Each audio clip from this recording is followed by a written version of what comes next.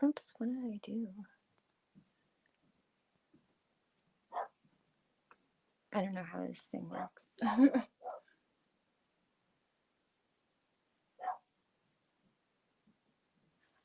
I need to turn on music.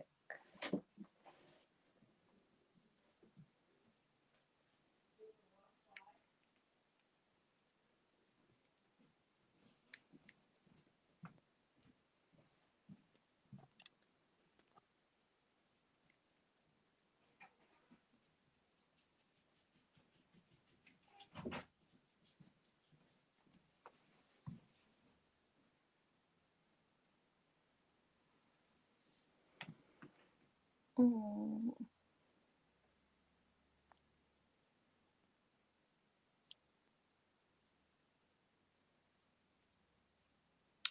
How do I see if there's people in here?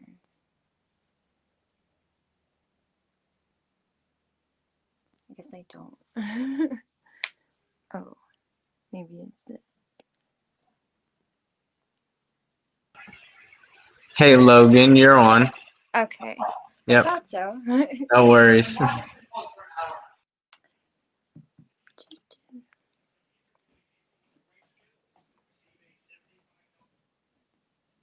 Sorry, I'm just trying to figure out how this thing goes. What did I do? Okay, I'm not even gonna bother. What's up, Gabby?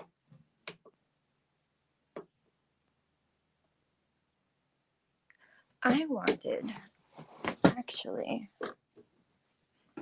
want to bring you guys with me, but then I don't want to have my phone up with me. Whatever. I wanted. Oops.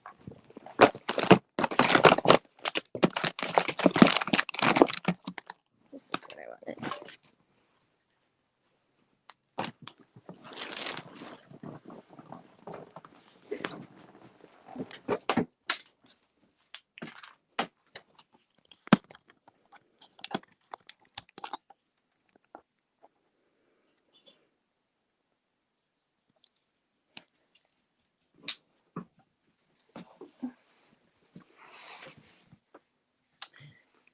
I don't know how many people are even in here.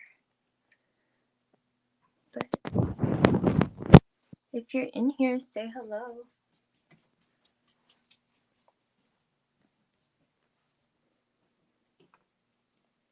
I can never open these things because I guess they're like child-proof.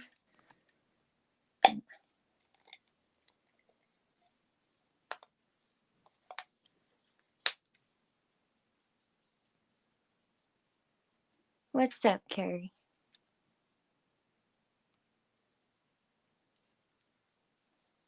I'm so used to like my live streams on the other apps that like there's already people in them. When I get started, I never know how to start when there's not people like to talk to me. What am I doing?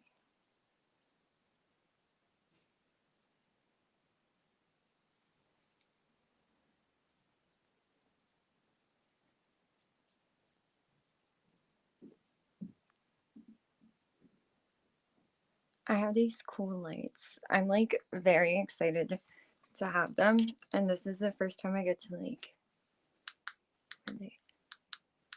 it like has all these colors, but then it also has like this. But I feel like that might be a little too much right now.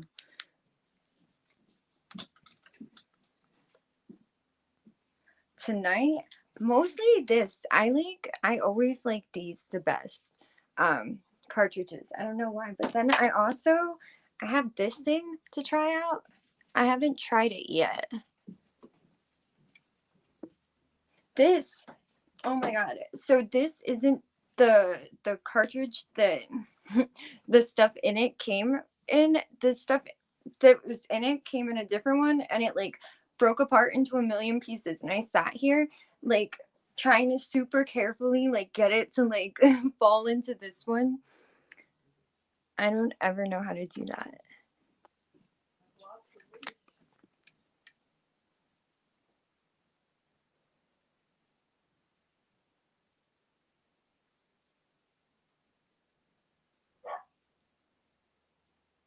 There we go.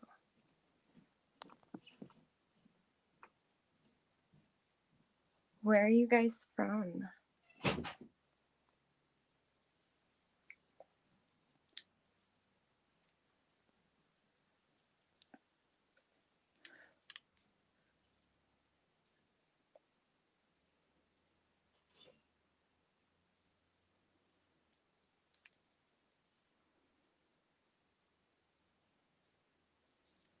These eyelashes are crazy. You're from North Carolina. Is weed legal there yet or no? Tampa. I grew up in New Jersey, but I live in Los Angeles now.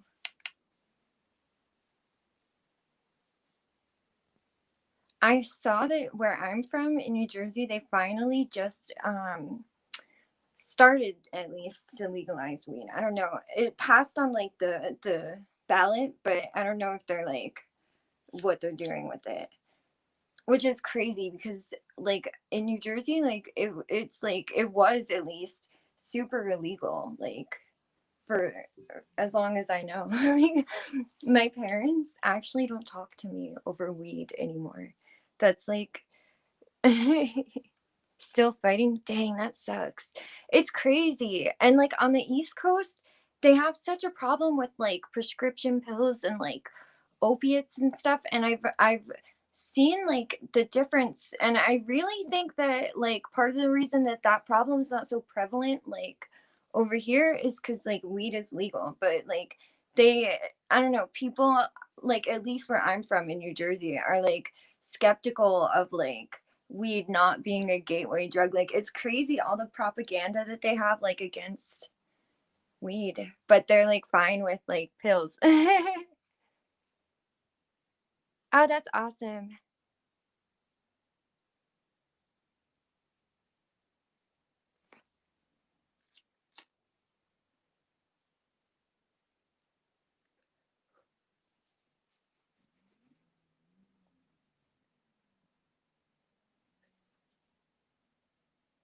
I hate when I light these when I'm by myself because I'll never be able to finish it. I didn't even do a good job lighting it. Oh my god. Yo, trust me, I understand. It's crazy here. Even when it was just medical, because it was just medical until like maybe a year or two ago. But even then, I used to work actually at a place that was like a doctor's office that like you could just get the Rex from. I didn't do a good job lighting this.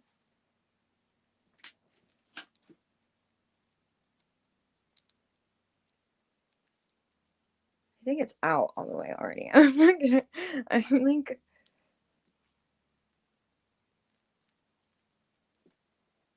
not good at this.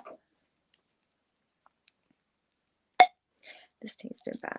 I don't even know what it is. It was sent to me a long time ago and I just had it. I didn't even finish what I was saying. Oh, but like even when it was like medical here, it was so easy to get the recommendation. Like the place I worked at, like they actually would do a physical if the people wanted it, but they never, like there was never a time that somebody came in and we were like, oh no, we can't give it to you.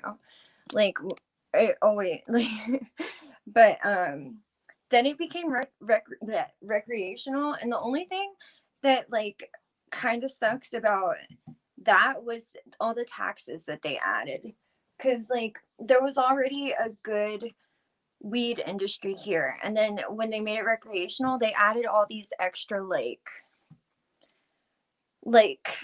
I don't know, like things that they expected of like the companies that sell weed. Like they had to start going through like more, what is it called when they have like the stickers on them, like not inspection, maybe inspection, I don't know, but like where they like measure the THC and like the CBD and things, and they have to put like an exact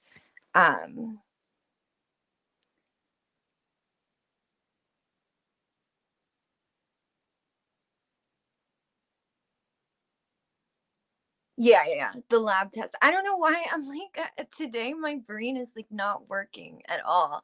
Um thank you for knowing what I'm saying, because I obviously don't. But yeah, and then it made it like more expensive, and then they added like a crazy tax. Like in Los Angeles, the tax I want to say is like 33%, like on top of what it cost anyways. So it went from being really cheap over here to like kind of not a little expensive. I don't know. Compared to New Jersey though, where like you would pay like a lot for like dirt, um nothing is like nothing is bad. Like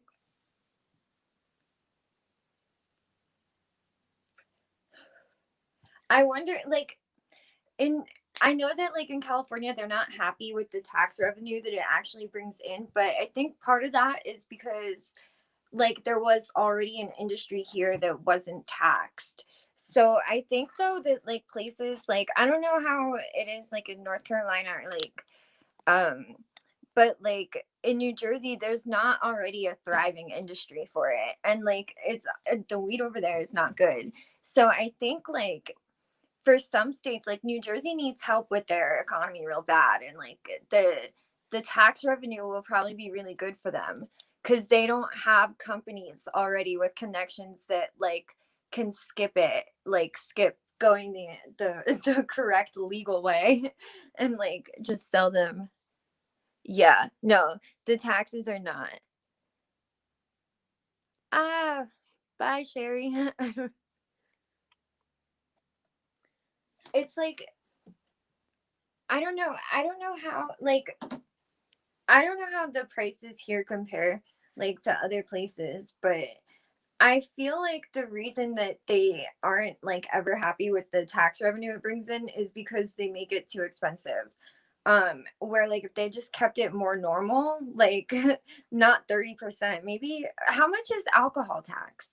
Like I know that there's extra tax on like alcohol and cigarettes. I don't know how much it is, but I also think that like cigarettes build that tax into the price. Where here they don't do that. Like but you know what's good here? You can get it delivered, and you can get it delivered like at any time. You don't even have to be a resident either. Like you can be visiting and you can get it delivered.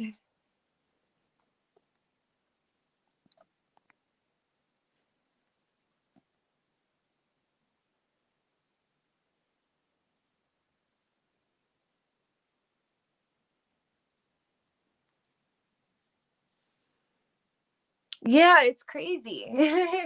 I don't smoke cigarettes anymore. I used to, but I don't anymore. I'm trying to pull up one of the weed delivery websites so I can look at what, like, not that you guys even really care, but I mean, yeah, I have this one place that I order delivery from all the time, and I love it because they have like if you order more than 3 times, they start to give you a 15% like loyalty discount. But then also like they give you 50% off your taxes. They used to cover the whole tax, but technically they do sort of cover the whole tax still, but it used to be the whole tax plus 15%. Oh, I just got like way too complicated with that. But like they do like a 15% off, and then they do like 50% off the taxes, which is 15%. So it ends up being the same as if there was no tax. But it's really annoying like when you oh, what did I do? When you like go to order like weed or like even like just for like pickup, I'm always trying to order my stuff online because I don't want to talk to people like at places. I always just want to like go pick it up or like have it delivered. But like you'll think it's gonna be one price, and then you go into the like cart to check out and it's a totally different price, and that bothers me so much. I don't know if it's like, if it's me, like, enter your delivery address. Actually, I'm probably gonna really place an order right now. What?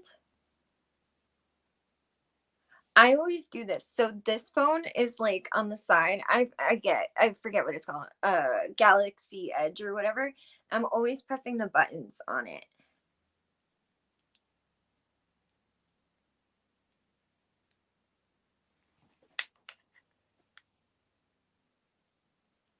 There's only one place with tax deals, but that place is the best.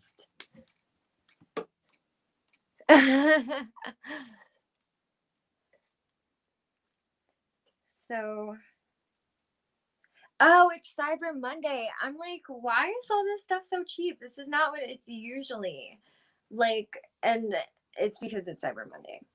Anyways, so like for 7 grams of flour on this like delivery app, it is $40. And then that's what it says. So then if you add it to your cart though,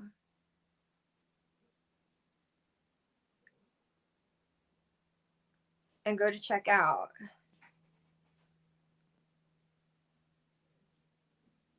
it's gonna tell me to log in. I don't know if I know my password and stuff.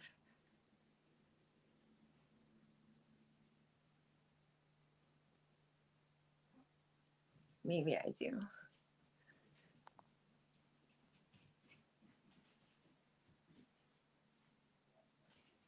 Damn, I don't know it.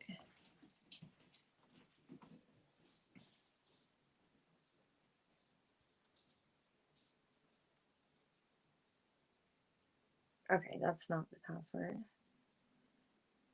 Maybe it's this. I thought this was gonna be easy.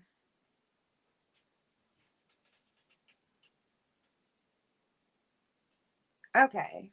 So it says on the thing, it says that it's 39. But then when you add it to your cart, oh, this is a delivery though, so that's why. Because it has like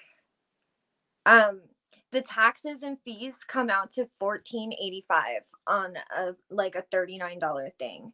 That's like a lot, I feel like. So in total, I have to minus this delivery fee. Like I'm really about to use a calculator for like addition of like 2-digit numbers, because that's where I'm at. So it would come out to like 54 altogether for something advertised as 39. That shit makes me mad. I don't know how many orders I've canceled because of that. Yeah, that is awesome. But it's not really for 40. It's for, what did I say, 54? Which it's not, that's still a pretty good price. Like in New Jersey, you would probably pay like $100 for that. And it's good stuff too. It's not bad. Yeah. Is it legal in Florida? I lived in Florida once for like 2 months. I lived in Pompano. And it was not legal at that time.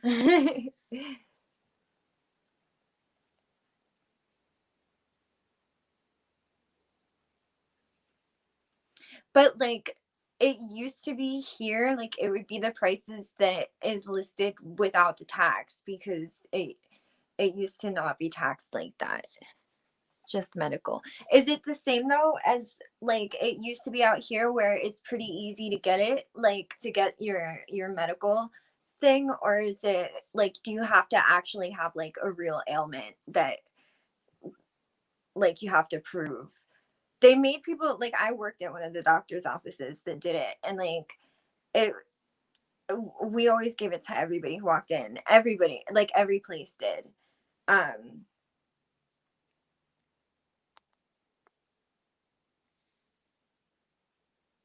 Oh, you see, that's another thing though that is like a benefit about like the way they do it here is everything is lab tested. So then it like it has the thing. Like, hold on, I'll show you.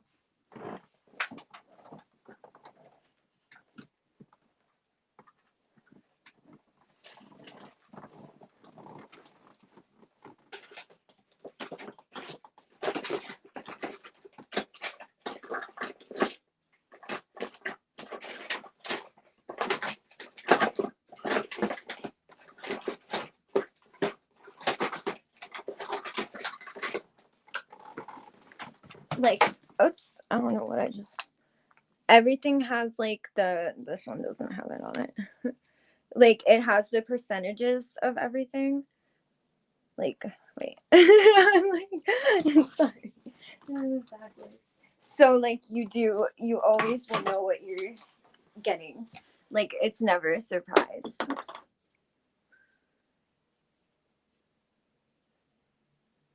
Yeah. No, it's definitely nice to like be able to get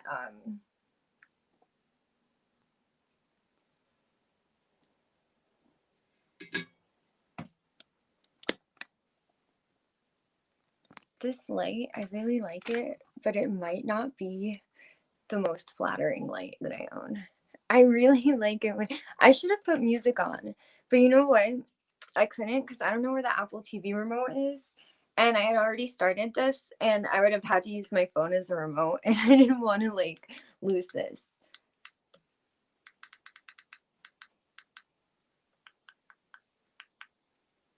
That's crazy. This light.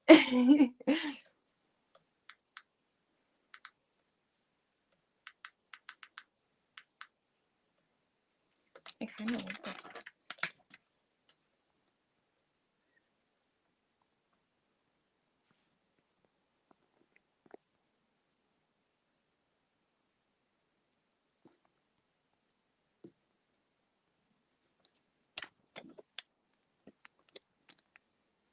These eyelashes are magnets, and I like can't with them. Where did I put?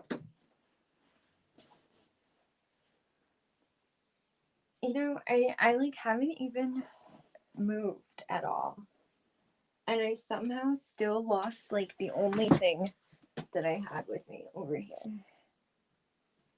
I don't want to keep walking away. Dang, my battery's at 10%. I don't know how that happened.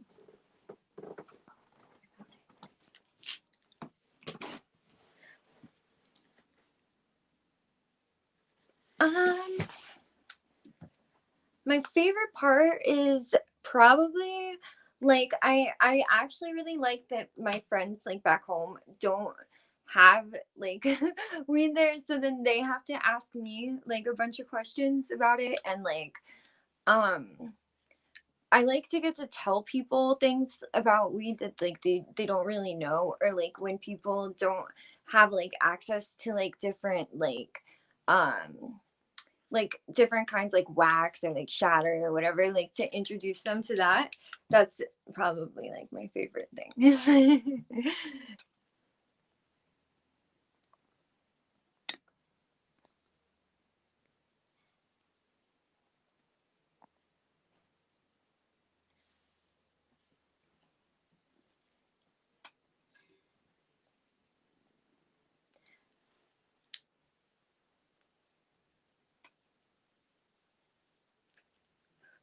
My parents are actually like very anti-weed. Like we have absolutely no relationship because of weed. It's like ridiculous. So like I like to, when I get to tell people like things that make them like kind of reconsider like how they feel about like, I don't know. For some reason, it's more on the East Coast. People are very like, they're like scared of it. Like I don't know why, and they're like in shock when like they find out like that, like for example like CBD. Like I explained to somebody what that was recently. They had no idea, and they didn't know that there was like anything that like that could come out of like um the plant that like wasn't just gonna get them like high. They really like didn't know that there were actual benefits like beyond just like being high. And that's like, I don't know, that's so crazy. It like I don't know. But I'm glad to see that it's getting legalized everywhere, pretty much. My favorite is probably, I don't know. I like I like Granddaddy Purple probably the best. But I also like oh my god, what is it called? I try to look, like I think it's gonna tell me what it is. I forget now because I guess I'm really high. I don't know how that happened. I keep forgetting everything I'm saying when I'm saying it. Pineapple Express, is that what it's called? What is yours? I do sometimes I get to try products before everybody else. But like I don't have like any deal with like any companies like at the like where they send me like things like that. I do get PR packages from things, but like kind of just at random. And usually it's like things that have been out like already. But I do get to try like what was it called? MJ Delivery sent me something recently. Like usually when a new place opens, they'll give me a credit and like I'll go there and like review the place or whatever. But mostly like I was working with like a promotional model agency, and I was like doing things through them, connecting with places, and then I started to kind of like do that on my own without them. But then this virus kind of like messed everything up, so I haven't been doing as much of that. Right before the virus started, I had moved to Guam, and it's crazy because in Guam it's legal, but selling it is not legal. But you can bring it with you when you get off the plane. And I just felt like that was so complicated for no reason. Like,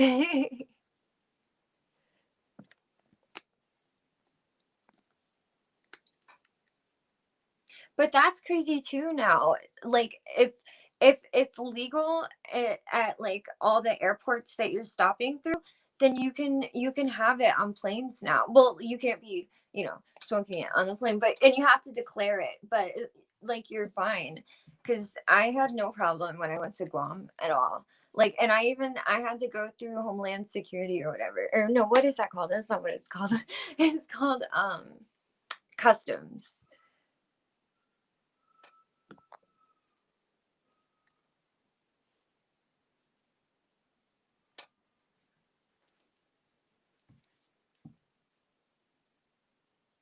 My phone might die like any second.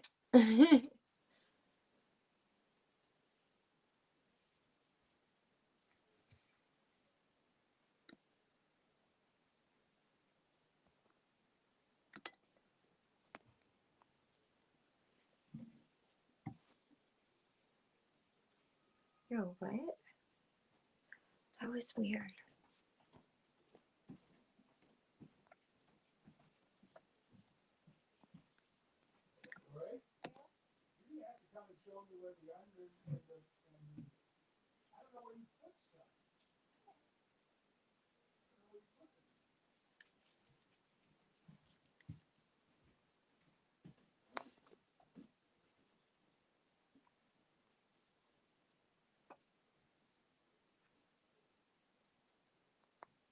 This is cool. I don't know. It's a website, not an app, but this is cool.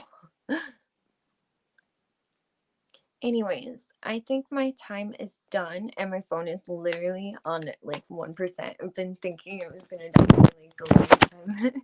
So I'm gonna go. It was nice talking to you guys. Thank you for having me on here. If I could figure out how to turn this off.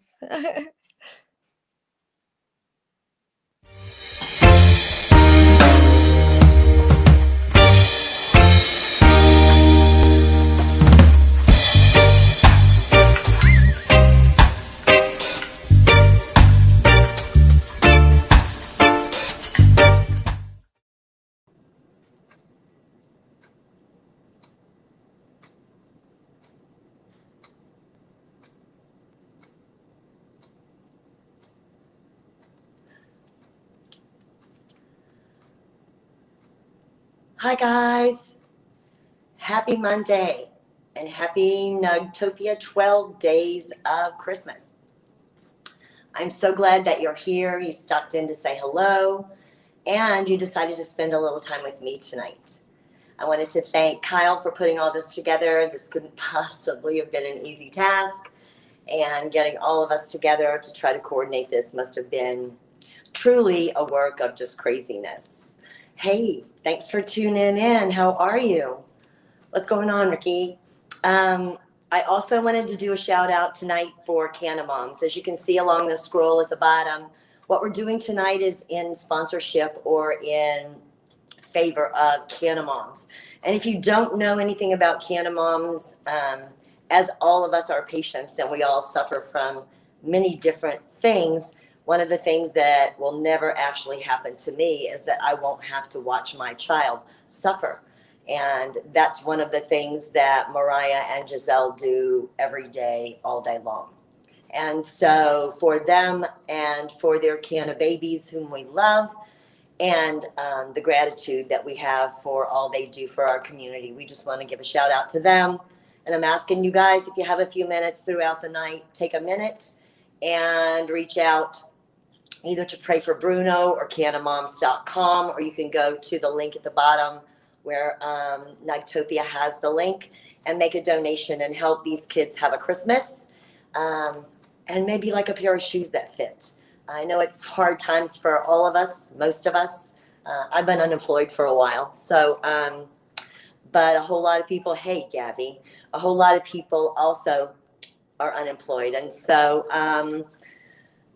we're just giving a shout out to our friends, Mariah and Giselle, and wishing them the best, wishing their Canna babies the best, and doing whatever we can to support them. So super grateful you guys decided to spend 7:30 to 8:30 tonight with me. I haven't ever done an hour, so if you get bored, leave and come back. I'm going to do several different things.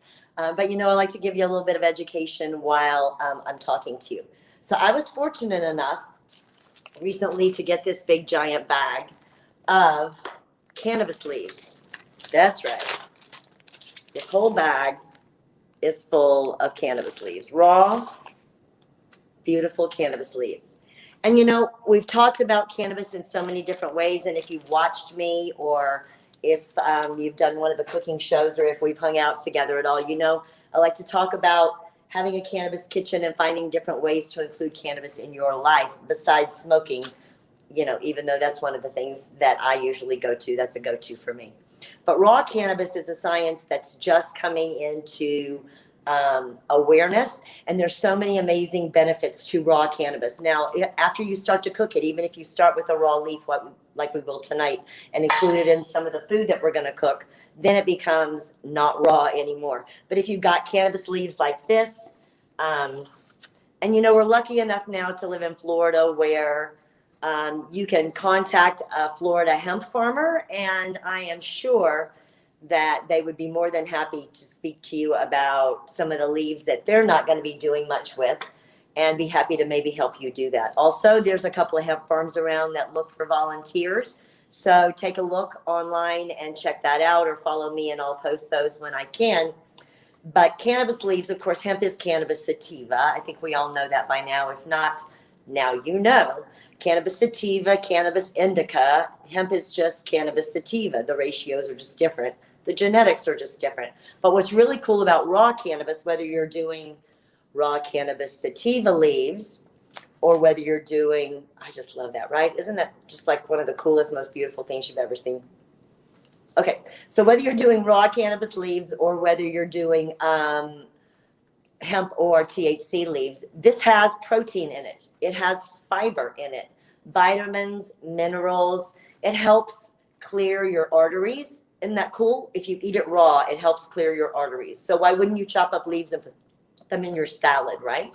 It stimulates your endocannabinoid system. Even raw, this plant can start to help your body heal itself. So I think that's pretty amazing, don't you? Also, it has or gives you access to the phytochemicals within your body, which a lot of plants don't. There's heart support. It aids in your nervous system and even helps upset tummy and lifts your moods. So I don't know about you, but I can't think of very many reasons why I wouldn't want to try to include some raw cannabis in my diet or in my life. Once again, there are plenty of hemp farmers in Florida now. We're lucky enough to have hemp growing both inside and outside in Florida now. So take a few minutes if having protein, antioxidants, vitamins, minerals, having heart support, nervous system support, your arteries, your endocannabinoid system. I mean, that's a whole new reason to look at cannabis in a whole different way as far as I'm concerned. You know, we always talk about putting it in food, but now it has actually just become the food itself. So how freaking cool is that, right? Did anybody know that? Did you guys know any of that about cannabis or eating raw cannabis at all? Anybody? Okay, so maybe not. Yes, Carla. Yay. All right, cool. So hemp farm. Yay. If you can volunteer at a hemp farm, you can get some free leaves. You can juice these. Juicing this with a mango. Okay, so think about that. The entourage effect you're going to have with your raw cannabis leaves and some mango, that would be amazing. Throw in some blueberries and some local honey and some hemp seeds, and you've got what you need for the day. I had no idea that the actual leaves had protein. How cool is that, right? And protein's one of the things that we need. It's also one of the things that cannabis has. So I love that about the community and where we are now in Florida. We can't grow our own yet, but we have friends that are growing hemp, which is cannabis sativa. And we're lucky enough to be able to play in their backyard and with their plants. So volunteer if you can. There's a lot of need out there. Tonight I wanted to share several different recipes with you. What I'm all in favor of, when you turn the oven on, make 400. It gets hot enough in your kitchen that you ought to be able to fill up your oven and make 2 or 3 or even 4 things from what you're going to make. So tonight I'm going to do some roasted vegetables. And I'm going to tell you a little bit about each of the vegetables and why I think you should eat them, because, you know, that's just what I do. And we're going to roast those vegetables, and then we're going to pull them out, and we're going to incorporate them into 3 different meals. We're going to make a veggie lasagna, and we're going to have 2 or 3 different alternatives for that. We're going to make a marinated vegetable salad and also a wild rice salad. So a lot of different options, some vegan, vegetarian options, gluten-free as well. If you're looking not to use the pasta shells and you're looking to use something else and you wanted to do a lasagna, you could certainly use eggplant in the middle if you wanted to do that. Or you could easily use some sliced mushrooms. Even rice would work for that as well. So I'm going to get started now. Oh, wait, before I do that, I am super excited to tell you guys. This is probably backwards, right? Okay, so I am so incredibly blessed right now to be working with Kyle and Cole at Trent Galleries and with Gabe at Ganja Beach, and we're going to put out a cookbook starting in January, you guys. Cookbook time, yeah. So I just got finished turning in the recipes. There are 50 or more cannabis-infused recipes for you guys. It's going to be in a great cookbook. I think it's going to be out in January. But if you go ahead and pre-order the recipe book, it is on special for just $20. We'll scroll down, and so we'll have the information for you, and I'll let you know that again before the show is over. But I'm really excited about the chance to do that. There's appetizer categories, there's dessert, there's entrees, shrimp and grits, there's grilled fish tacos, there's avocado coleslaw, some of my grandmother's dessert recipes, things I've been making for a long time. So I can't wait to share Mary's famous brownie recipe that I've been making since I was 8 years old, that I have cannabinized, and so many others of my favorites. I'm also looking forward, it looks like in January, we're going to start doing maybe some dinner classes. So I'll put the recipes out, and you guys can cook with me. And some of the recipes follow along in your Ganja Beach Chef Mary Cannabis Cookbook. Yeah. So I'm so excited about that. I really am. I had a great time putting the recipes together, and I can't wait for you guys to try them and let me know what you think about them and how you feel about including cannabis in your food. You know, I'm very much in favor of having a cannabis kitchen. So I think that you should have hemp-infused olive oil. I think you should have THC-infused olive oil. I think that you should have cannabis sugar and cannabis salt and cannabis mayonnaise. And we are so lucky these days because we don't actually, if we're not infusing kind of people ourselves, if we don't want to do all that oil stuff ourselves, we're lucky enough that science has created these amazing little concentrated syringes in sativa and in indica and in all different cannabinoids that meet what we need for our diseases and to keep our endocannabinoid system going. And so we have an opportunity with things like that to mix them in our food and continue to make them a part of what we do. So I'm going to get started. I just wanted to tell you tonight I went ahead and cut up most of the vegetables. So I'm going to put red onions, mushrooms.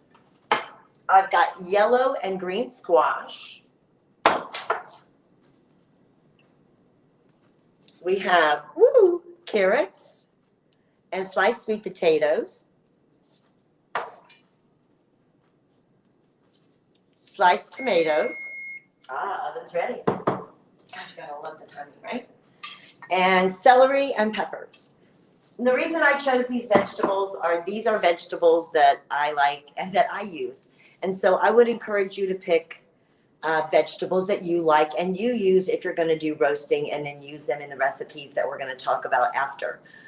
There are fall vegetables that are really popular now: acorn squash, spaghetti squash, and butternut squash. But one of the things that I love about zucchini and yellow squash is that they are considered a vegetable, not a starch, whereas butternut squash, acorn squash, spaghetti squash, those squashes are a starch, just like corn is a starch, and white bread and potatoes and things like that. So one of the things that's so crazy, I've become a thin person in my older age.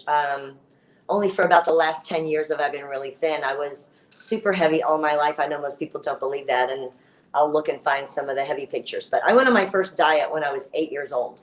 And I used to freeze a Diet Shasta and take it to high school. And that was my lunch, a Diet Shasta, a frozen Diet Shasta.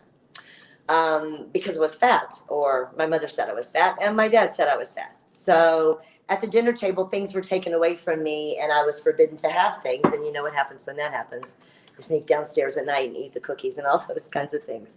So none of that ever worked for me. And I kind of became a lifelong member of Weight Watchers for a long, long time. I had a really bad relationship with food, and eventually kind of got it under control. Took me about a year to lose about the 80 pounds I needed to lose. And then it comes back and forth, but I've done fairly well to keep most of it off. And that is totally attributed to learning what food is and what happens in your body when you eat it. You know, for so long, we're all taught this food pyramid about these are vegetables, right? And potatoes are a vegetable, and corn is a vegetable, and broccoli is a vegetable, and an onion is a vegetable, but they all do different things to your body. And corn and potatoes will turn into fat, and broccoli and onions will not. So those are the kind of things that it helps to know and to distinguish what kind of things are going to be better for you, better to eat, and also better for your body. What I love when we're cooking with cannabis is finding those things that also have the entourage effect with cannabis. Like one of the things that I love, what is it? About orange, right? They say eat the rainbow. So this is sweet potatoes, locally grown, and these are carrots. Carrots, of course, you know, are great for your eyes. Vitamins A, C, K, beta carotene. They help in weight loss. They help in memory, well, boy, I should eat more carrots, right? They help in memory. They lower your blood sugar. They are really good in helping lower your cholesterol, and they help fight cancer. What does THC do? It makes cancer eat itself, right? So carrots help THC do a better job. And then same with the sweet potatoes. It is an antimicrobial. It helps manage stress, lowers your blood pressure. It helps protect and prevent heart disease. It's such a cool thing. It works on your skin and your hair, and it has vitamins A and B. So these are great things for you. I like to slice things and have different shapes when I do my veggies. That way everything kind of comes out a little bit different. So first thing I want to do is take my THC infused olive oil, get my onions going. What we're going to do with our roast tonight is you normally roast at 400 for about 20 or 25 minutes. But some of the things that we're going to roast we don't want completely done because we're going to use them a second time. So I'm going to dump the onions and then the sweet potato and the carrots because they are thicker and it will take a little bit longer to cook. Hey, zucchini, I know, right? I wish I had the ability to grow that in my garden. All right, so we've got THC oil going on top, right? Olive oil going on top of our carrots and our sweet potatoes. So I'm going to take a little bit of salt, a little pepper, and this is some decarbed cannabis. This is a great way to go ahead and add another layer of cannabis and another layer of flavoring into your dish. All right, so we have our cannabis olive oil, and there are a lot of websites that can tell you exactly how to tell how much infused oil you have. You can actually calculate it by the percentage of THC in the cannabis that you have decarbed. And don't forget, when you decarb cannabis, you're still going to lose about 20%. So if you need me to, DM me or PM me and let me know that you want me to put that up there for you so you can take a look at that chart. So I'm going to go ahead and put these onions and sweet potatoes in because, like I said, they are a little more fibrous and they will take a touch longer. Okay. So now I'm just going to start kind of dumping and coating in olive oil, and we're going to put it all in our pan, add our seasoning, and get those in the oven. And then when those are in the oven cooking, I'm going to show you how to make a couple of different kinds of salad dressings or dressings that you can use as marinades.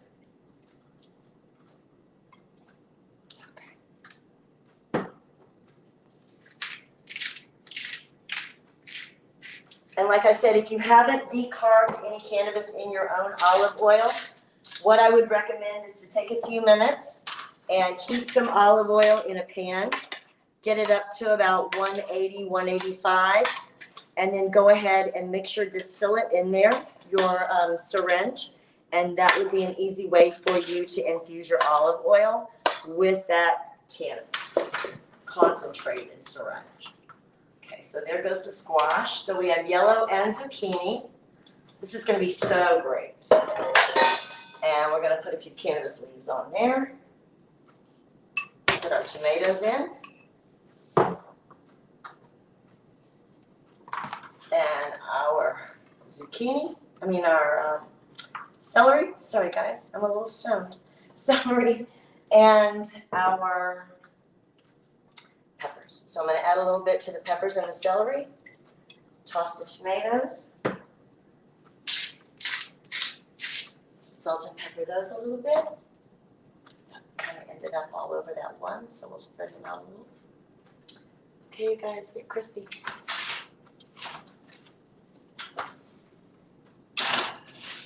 Okay, so that's pretty simple, right? Something everybody could do at home. You can use whatever veggies you want, whatever veggies you like. Like I said, the fall veggies are the fall squashes are very good and very tasty, and they're definitely fall flavory. But they are a starch, and so that's something that you would want to consider as you're starting to decide what to eat. If you're going to have a starch that is going to be in your squash, then you may not want potatoes, or you may not want corn or another kind of starch in your meal. One of the things that I learned through my weight loss journey is that Americans gain between 10 and 15 pounds between Halloween and Christmas. And I got to tell you, it's been a rough year. I've been losing and gaining about the same 10 pounds about every 30 or 60 days because there's always a holiday, and then the chocolate goes on sale the day after the holiday. And I got to tell you, Reese's peanut butter cups at half price, it's really hard to say no to, right? So this year specifically for me, and I think probably for a lot of people, weight loss, stress management, all of those things have been so challenging. And so adding things like yellow squash, which has bone strengthener and stuff that helps our brain function better. The zucchini has got antioxidants like cannabis does, helps with weight loss, helps with your vision, helps with your heart health, all these things that cannabis also helps with, which makes it a perfect entourage effect, and it makes it such a great partner to have with cannabis as your food. Celery is the same way. It's an anti-inflammatory. It helps with digestion. Again, antidepressive. What do we need? Oh my God, half of us, and some of the things that are side effects of PTSD, of Crohn's, of IBS. A lot of us suffer with depression, with anxiety. And when we're dealing with those kinds of things, naturally, if food could help be medicine along with our cannabis, then all that money that we've invested in cannabis can pay off a little bit more and actually take us to another level, right? It means that $50 jar of cannabis we just got, you know, is going to work better for us. It's going to work harder for us. It's going to work stronger for us. Just like the mangoes for breakfast, there are other foods we can have throughout the day that are going to do that. I hope learning what we learned about raw cannabis, I was really surprised. So I got to tell you, I'm definitely going to visit the hemp farm once every couple of weeks to make sure I've got raw cannabis. I already do a protein shake in the morning anyway that's vegetable based. So I think it'll be interesting to mix the leaves in. If you've never eaten raw cannabis, let me pick a leaf, that one. Here you go. You should.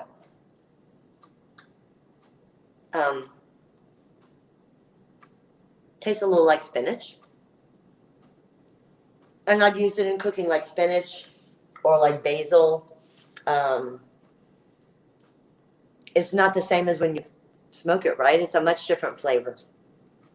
You can definitely taste the chlorophyll in there. So, and definitely a little green, right? That's what we're looking for though. And with that green comes vitamins and minerals and antioxidants and all those things that are good for us. So that's just another reason to volunteer for half a day or half a Sunday and say, hey, veterans, I'd love to come hang out at your hemp farm. There's a farm in Jacksonville that could use some help. There's farms in Hudson. There's farms in Fort Pierce. There's farms all over Florida. So check out a Florida hemp farm and volunteer, grab some leaves. And I'd love to find out if any of you guys take on the challenge and really go ahead and try to do that and make a smoothie. Make your little shot of cannabis grass in the morning. See how that helps you. See how that makes you feel. So I'm going to fire this up for a second and tell you a little bit about what we're going to do tonight with this dressing. I'm going to use the dressing in a couple of different ways. Hey, Cece. I'll try to post all the recipes and everything. But tonight I'm going to make two different dressings. And you guys, number one, I am a mason jar freak. Hey, Hills. And you know that, right? Everybody knows I'm a mason jar freak. Number two, the best part about a mason jar is you can make all kinds of cool shit in this mason jar, including salad dressing. So these salad dressings can not only be used in some of the veggies that we're going to pull out of the oven in a little while. Hello. Thank you. But they can also be used on other things. They can be used as a marinade. They can be used in any kind of salad. So I'm going to make them in two different ways. One of the dressings that we're going to use is going to be in a Panzanella salad. And Panzanella is a classic Italian, like a day-old bread salad. I love the Italians, man, and I love old-style cooking, right? Because when our grandmas and our great-grandmas and people like that were cooking, man, they used everything. Nothing went to waste. So they figured out a way to take veggies they had cooked the day before or leftover old ugly vegetables and stale bread and make a salad out of it. How fucking amazing is that, right? And how brilliant. So we're going to take some of the veggies that we made tonight. We're going to take some of our onions, our tomatoes, a little bit of our eggplant. Ooh, I need to throw the eggplant in there. A little pepper and some of this bread that I toasted up earlier today. And then we're going to make our dressing. And we're going to make our dressing tonight for the Panzanella salad with some garlic and some Italian seasoning added to the basic Italian dressing, basic vinaigrette recipe. We're also going to use red wine vinegar for that to keep it along the Italian style. Then for my gluten-free friends, we're going to make a wild rice salad. I love wild rice. There's something so nutty about the brown parts and the crunchiness. So we're going to toss together some of the vegetables that we just finished. Some of the celery, some of the onions, the squash. We're going to add some cranberries, some hemp seeds, and some toasted pumpkin seeds that I toasted in some hemp oil a little earlier. And we're going to add a dressing. So again, it's going to be a similar vinegar to oil ratio. And then we're going to add a little bit of maple syrup in here to get it a little bit on the sweeter side.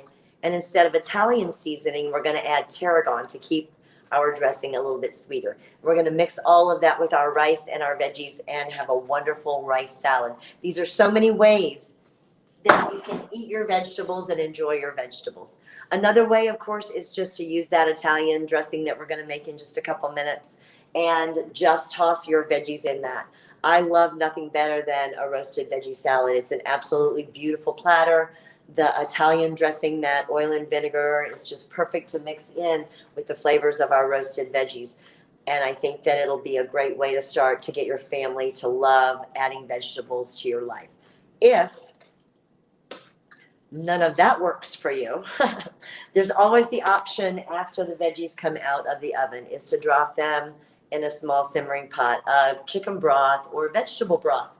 If you roasted the vegetables, one of the things that roasting does is it actually forces the flavors into the veggies instead of letting them seep out. So the tomatoes will taste tomatoier and the squash will be squashier. Is that even a word, squashier?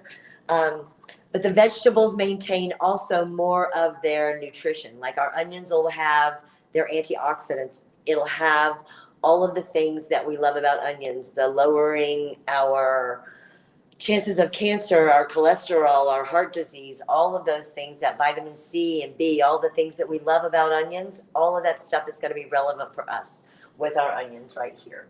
And they should be out of the oven in just a couple minutes. At 10 minutes, I'm going to pull them out, toss them around, make sure everybody's okay, and throw them back in. And then at that point, we're going to go ahead. Whoops, did I lose you guys? What happened? Sorry, I don't know what happened. I'm back. So once we do that, make sure our veggies are okay. We can get started on both of our other salads. The ingredients, and one of the things that's one of the most important things in our shake-up jar salad dressing is Dijon mustard. One of the things about Dijon mustard is it acts as a binder to keep the oil and vinegar and to help everybody stay friendly, because, you know, oil and vinegar, oil and water just doesn't really mix. And normally for my ratios for my dressing, I do a 3-to-2 ratio. So you're going to do 3 parts oil to 2 parts vinegar. So it doesn't matter whether you're using a whole cup, you know, like if you're making a bunch for several things, or if you want to just use like a little cup, your ratio is still the same. 3 oil, 2 vinegar, or 3 oil, 2 vinegar, right? That's easy to remember, it's easy to do, and it works for all oils and all vinegars. So alternatives to red wine vinegar and to the apple cider vinegar that I have over here are, you can get a champagne vinegar, you can get a white wine vinegar, and you can also do some infused vinegars of your own if you have rosemary or something like this in your backyard. If you heat that vinegar and then add the rosemary and then seal it in a jar and put it in your fridge, you can infuse that vinegar with your own rosemary. Ideas like this and tips and tricks like this will be in the cookbook. And don't forget, you can pre-order that cookbook, I think now through maybe Christmas, but tonight or the next couple of days would be great. And then I think it's just $20. You go to ganjabeachmedia.com. And that'll give you a chance to get the cookbook ahead of time and get it pre-ordered and on the list. That'll also get you a couple of other cool things that we've got working on. One of the things that I love in my cooperation and my working with Ganja Beach and Nugtopia is there's going to be some awesome original Nugtopia artwork in the cookbook. There's going to be some real interesting Ganja Beach photography as well, and some awesome options on some free things and some donations. So we can't wait to tell you a little bit more and can't wait to get you on the mailing list and the info list about the cookbook. So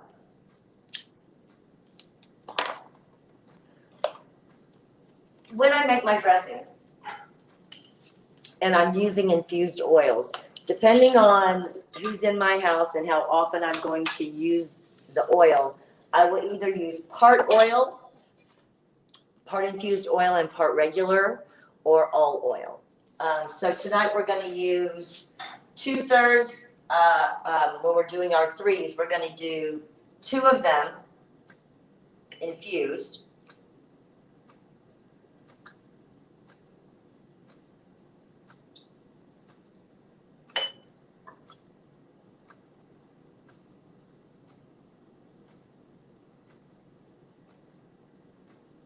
Can you guys see that? Probably kind of, yeah.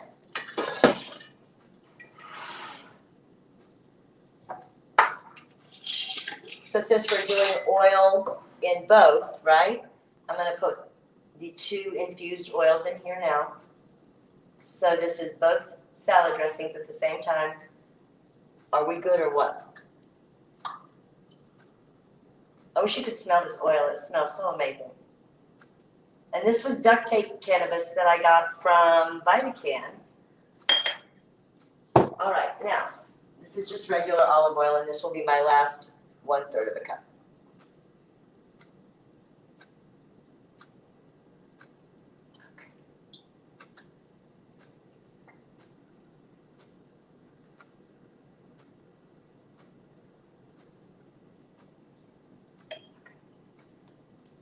All right. So that's the beginning. That's our oil. And now each of them is going to have vinegar, but 2 different kinds of vinegar, right? Because we're making 2 different flavor profiles of dressing. So first I'll put the tablespoon of Dijon mustard. Only a minor shakedown. When you have cats, things like that happen. Be prepared. So we're going to put a tablespoon of Dijon mustard in both, because remember the Dijon mustard is our binder. It's going to keep everything together. It's going to make it all yummy. It doesn't actually taste real mustardy. I mean, I know there's a lot of people that are not mustard fans. So Dijon mustard in here, the vinegar and the oil and everything else is going to make the taste. The Dijon mustard really will just keep it all together. So don't worry about that flavor overpowering everything. And please consider giving it a try. And the Dijon's way, way, way better than a yellow mustard. If yellow mustard is all you've got, give me a call, we'll talk. Okay, so now we're going to use apple cider vinegar, right, because we're staying kind of fruity with our rice salad. So apple cider vinegar will go in here. 1, 2, right? Because we put 3 oil, 2 vinegar.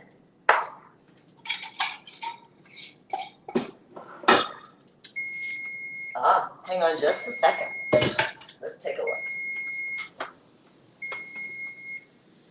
Does that happen to you guys? Do your glasses fog up? Oh.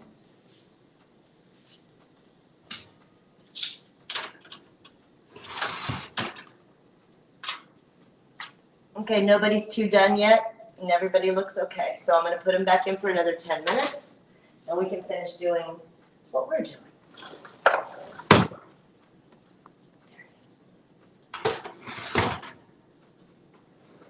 All right. So we are halfway here. That's our apple cider vinegar and our oil, and now we're going to use red wine vinegar. And that's because we're staying along our Italian theme for both our marinated veggies and our Panzanella salad, which we'll use this for both of those. So 1, 2.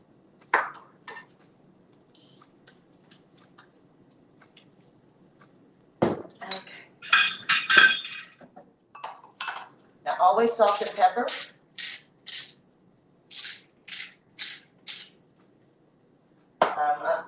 I'm not a measurer, but I'd say a teaspoon of each. I'm going to use a little maple syrup in probably a teaspoon. And that goes in the rice dressing. So we're going to have a little sweetener with the maple syrup. You can also use infused honey if you'd like to do that. And I'm going to put a touch of tarragon. So if you're not familiar with tarragon, tarragon's a kind of sweet, almost a little bit licoricey kind of spice. Herb, sorry. I love it. It's really good on chicken. And it's excellent on hash browns. If you're doing onions and potatoes in your cast iron skillet, give some tarragon a try. Mix that in right at the end before you serve it. It's really good. Okay, so those are the spices and the herbs that are going in our sweet dressing. Really complicated, right? I'm sure, like, I know my friends, Gabby and Cece, who say they can't cook. If you guys are still watching, I know you can do this, right? Shake it up. Right? Salad dressing. Are you there? I know you can do this. Okay, now for our more Italian, I'm going to add a little bit of parsley flake. So about a teaspoon of parsley.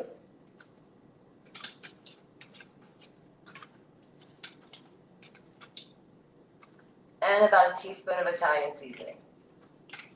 Now, normally, if I was only going to do a panzanella salad or a roasted vegetable salad, I would probably have gone ahead and put the basil or the Italian seasoning, the oregano like that, on the veggies as I put them in the oven. But because we're doing so many different things, you can just salt and pepper them and give them a basic flavor, and then go ahead and use them in so many different other recipes. And that's one of the things that I love about the versatility of vegetables. There are so many different ways to cook them and so many different ways to get the nutrition that you need out of them. They're such a great source of fiber, protein. Who knew vegetables had protein, right? Because most of us are taught that protein comes from meat or just from beans, right? But now I've given you, let's see, we've got sweet potatoes have protein, raw cannabis has protein, celery has protein, zucchini has protein.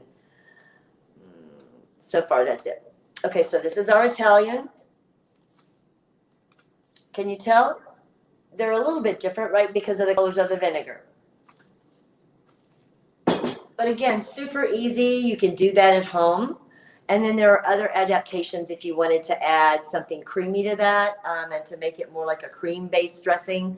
You could add a little bit of yogurt or some sour cream. That would take that up a notch and that would make creamy Italian. Or you could not use the Italian seasonings and use something like dill and make it more along a ranch flavor. So I've got that recipe and I'll load those up or upload those for everybody as soon as I can. I did not put the garlic in the oven. So give me a second. I'm going to grab my roasted garlic out of the refrigerator because that's one of the things that we're going to have in one of our recipes. So let me grab that. You guys fire one up. I'll be right back.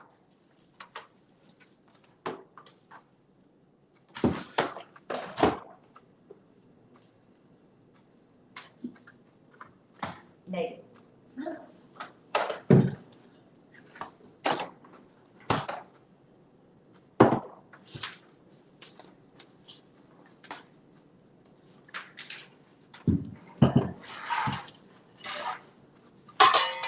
Okay. Sorry about that. I keep roasted garlic on hand all the time. Garlic is absolutely fantastic for fighting colds. It combats sickness. In ancient times, garlic was used as healing medicine. Like if you went to see a doctor in Egypt a long time ago, they would give you garlic as part of the medicine. So when you roast a garlic clove, it's so easy. You guys see the garlic like this? I'm going to remind you again, I'm such a freak about this, but garlic that is grown in the United States has roots. Whoops, roots, right? So when you buy garlic, make sure your garlic has roots. If you buy garlic and it does not have roots, it came from China, you don't want that. So always make sure when you look for garlic that you get the garlic that has the roots, right? So if we're going to roast garlic, super easy and so good for you. All you have to do You don't even have to peel it, right? All you do is cut the top off. See, just that little top.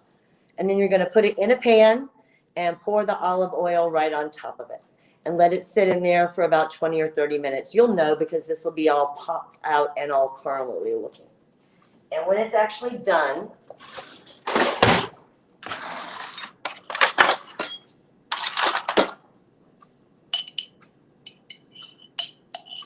the garlic cloves look a lot like this. You see that? No, maybe.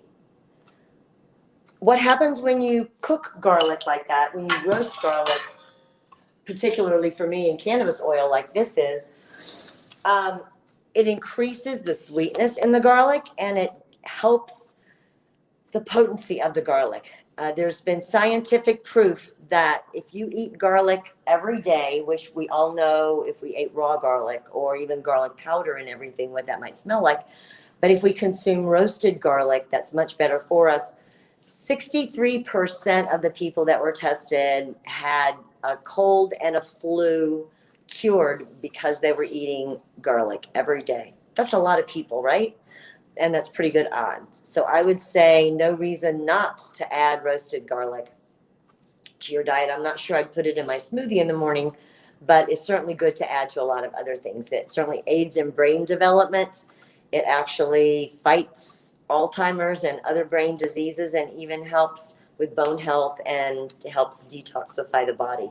So garlic is really good. And if you've never roasted garlic before, I really challenge you to give it a try. If you don't want to roast with your cannabis oil, just roast with regular olive oil. One of the things that I like to do is just get a couple of those strands of garlic. You know, you get like 3, and I'll cut the tops off of them and put them in a muffin tin.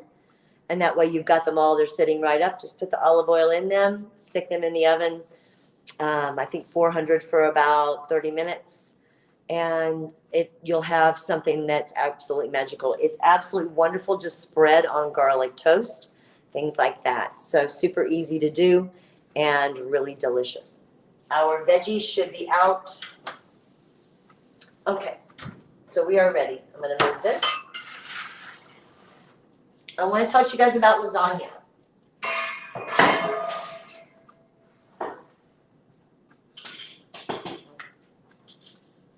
So traditionally lasagna is, right? Red sauce, shells, cheese, which we're going to do with our vegetables instead of meat. And we're not going to use the ricotta filling. We're just going to use a little bit of the cheese.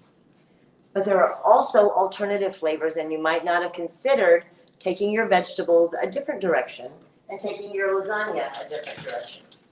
Because you could use some cumin as your spice on your veggies, picante sauce or salsa as your red sauce,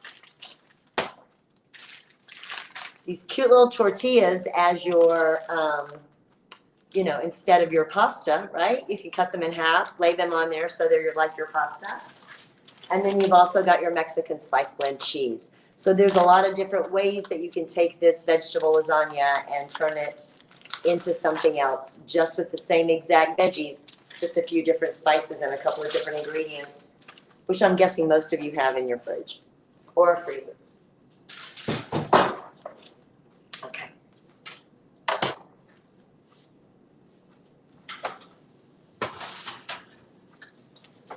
So can you guys see roasted veggies?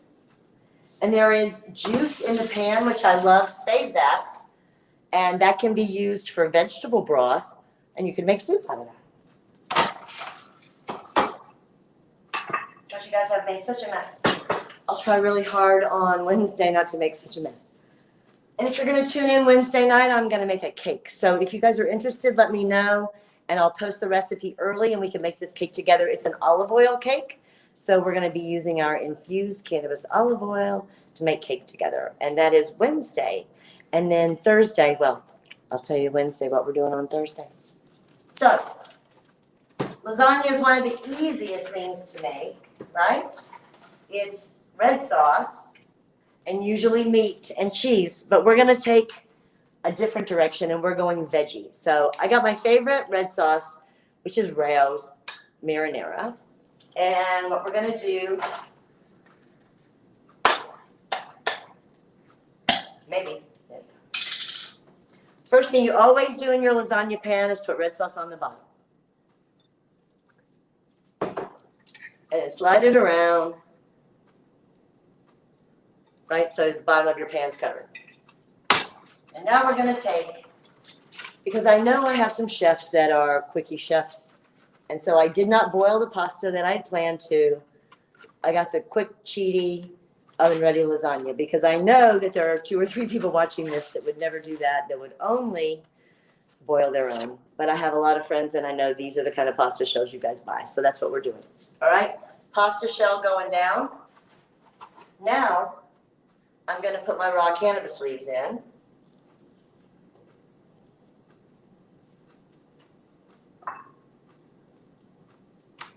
Right, so see?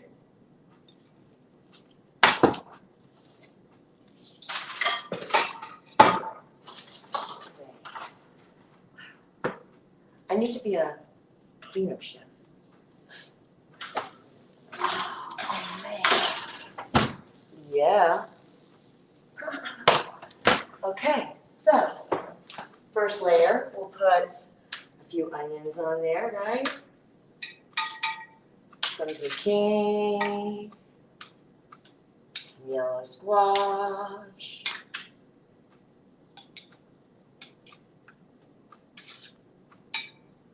tomato,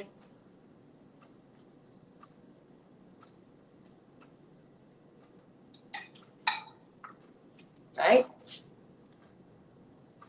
Gabby Frazier, you can do this. I swear to God, you can make this at home. Do you believe me? Sauce in a jar. Pour it on. Cover your squash and your onions, right? Okay, now, if you are a gluten-free person, instead of the pasta sheets, consider using eggplant, and that will give you the flat divider that you're looking for. And at the same time, we'll add a vegetable element. Ooh, wait, see, I screwed that up. Wah, wah, wah, wah. Cheese, the most important part. And I'm so sorry, my dairy-free people, I'm just a cheese girl, so. So the cheese will help bind the lasagna together. All right, now we'll put our sheet down. A little bit of sauce. Cannabis leaves. Hello, my friend.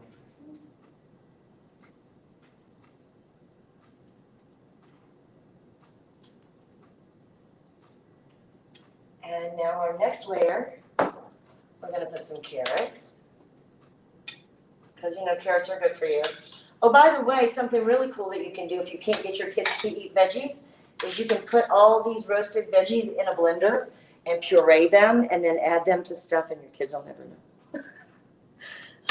And we're going back in for zucchini and more yellow squash because we love it. And this is veggie lasagna. Gonna put some tomatoes in. These fresh tomatoes are so beautiful. And that flavor will be really nice. Okay. So, here we go. Tomato sauce.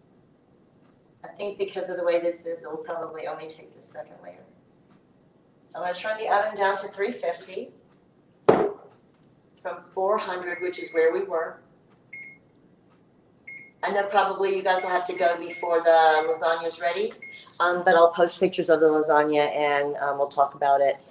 And I really hope some of you will try it because it was super easy, right?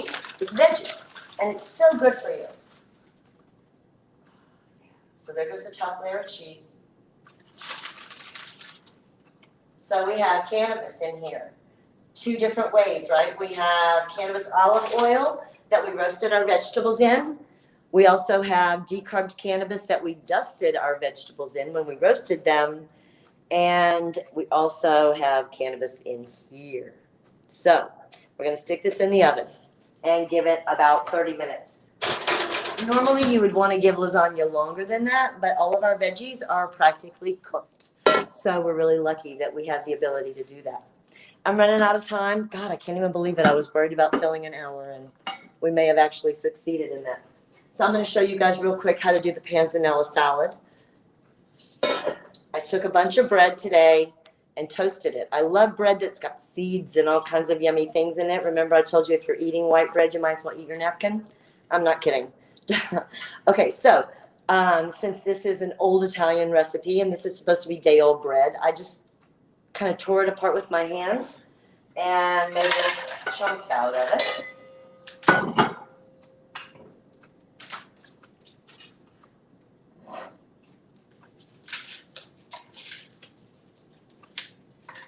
And in this salad, it traditionally has tomatoes. So we're going to add the tomatoes. Let's see, where is it? We're also going to add peppers. So I'm going to cut these peppers up for just a second here.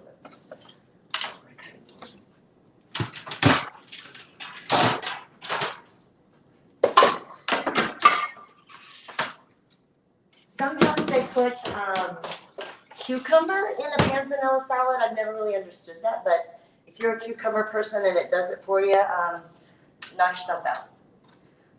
That sounds, like it would be your choice.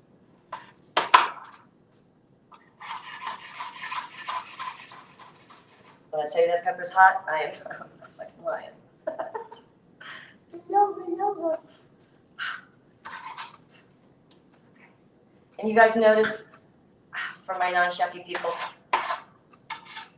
if you need to cut with this edge, flip it over, and then you can scrape with the non-sharp side. That way you don't have to do anything. You can use one knife for everything, right? With your peppers, try really hard not to put the seeds in there, because that's where you're going to get a little trouble. So we'll throw our pepper in there. Tomato, pepper, onions. And then we're going to take our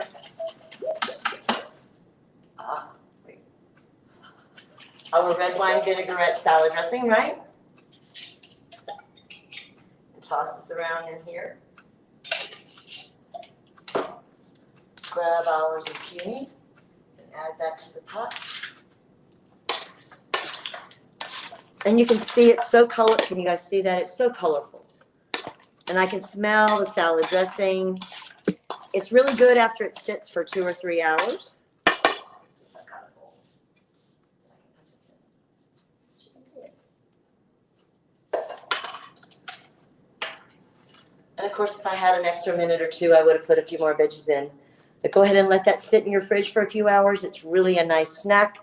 Absolutely yummy and a great way to utilize all those ingredients. The rice salad is super easy as well. We're going to do just about the same thing. We're kind of going to dump everything into a bowl. So I'm going to take the rice that I cooked earlier, and it's just long grain and wild rice. I've had it sitting in the fridge, and you can see all the colors, right? The browns and the beiges and everything. So pretty. This also, to cook the rice, took water and butter. So you can use your cannabis butter as a place to start, right? So to the rice, we're going to add some pepitas, which were toasted with some CBD a little earlier. So about a half a cup of those. I'm going to add toasted hemp seed as well. That adds protein, and it also adds a little nutty flavor. And then I like to use craisins in my rice salad, but if you didn't have craisins, you could use apple, you could use mango. But a lot of people say it's really good to have fruit and nuts, but fruit and nuts are really not good together. It takes one kind of thing in your digestive system to get rid of nuts and one thing to get rid of fruit. So either eat fruit and seeds or nuts by themselves, but try not to eat fruit and nuts together. I know, crazy, right? Everybody has trail mix that have both, but that's really not good for you. So in this, we're going to put our celery, right, that we cooked in our yummy cannabis oil over here. And we're gonna put some yellow squash in here. I should probably cut that a little bit, Grace. Remind me to get a bigger kitchen, Hillary. Okay. So cut a few pieces of the yellow squash up. I like it to still have some give. That way what you're eating actually tastes like food instead of, like nothing. And just remember, if you're looking to cook faster, you can cut things into smaller pieces, right? Okay, so we're gonna mix this beautiful green and the reds and the yellow in here. And now we're gonna add our dressing. And our dressing has apple cider vinegar, right? Wow, that smells so amazing. And just toss this together. You can add sesame seeds to this, maybe a few more veggies, and let it sit. The cranberries will puff right up. It's a really healthy way to add vegetables to your table. It's a great way to get some additional vegetables in. This rice is absolutely amazing. It's one of the better rices that you can buy and one of the better rices for you. So I know I've kind of crammed a lot of information in a short period of time. Imagine that. Does anybody have any questions or anything you need to know from me while we're still hanging out for a minute or two? You guys okay? Did I overwhelm you a little bit? I didn't mean to. The dishes that we've got are really easy to do if you've got those base ingredients and you've got a little bit of your cannabis oil. You can make just about anything. I'll post the panzanella recipe and also the recipe for the wild rice salad and put that up on the website. Don't forget to take a few minutes and make a donation to help out the Canna Moms.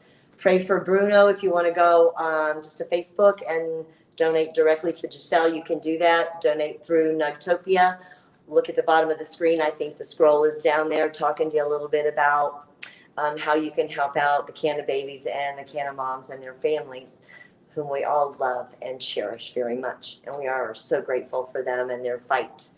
Because if it weren't for their fight and the fight of Kathy Jordan and people like them that have come before us, all the OGs, we wouldn't be standing where we are, and we wouldn't have hemp, and we wouldn't have medical cannabis. Even though it's not the cannabis that we want, it's better than a whole lot of other places. You guys, a whole lot of other places have no cannabis at all. So we are grateful for what we have, grateful for our cannabis community, and grateful for Nugtopia. I, in turn, am grateful for you guys. Don't forget to sign up for the cookbook, $20 if you get the early discount, and you'll get on the mailing list for all the kind of cool things that we're going to do starting in January 2021. Can you imagine? It's not that far away. So I am always grateful for your time and for your sharing your life and your stories with me. We're going to do an olive oil cake, like I said, on Wednesday. And we're going to use some citrus in that. So that'll be a lot of fun. Gabby, I swear it's an easy recipe and you can make it. You really can. All you need is a cake pan and some olive oil. I'll post the recipe, and I'd love it if you guys would cook along with me. That would be such a fucking blast. I would absolutely adore that.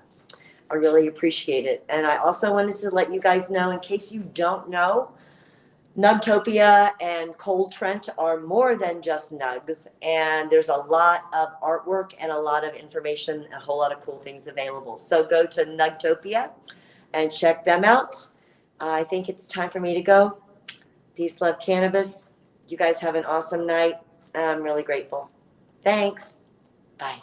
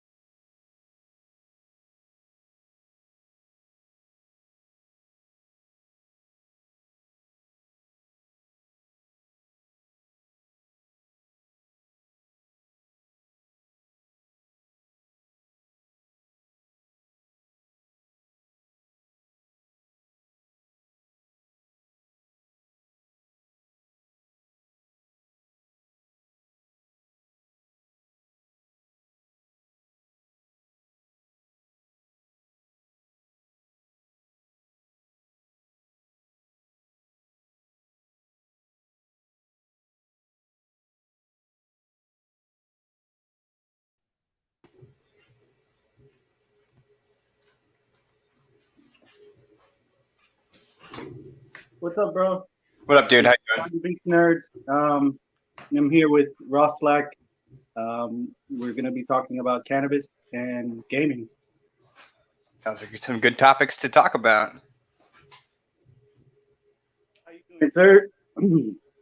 Doing good. Just rushed back, went and got some food, and had to rush back in time. Let me shut my light off real quick. Hopefully, it makes me not look like a ghost.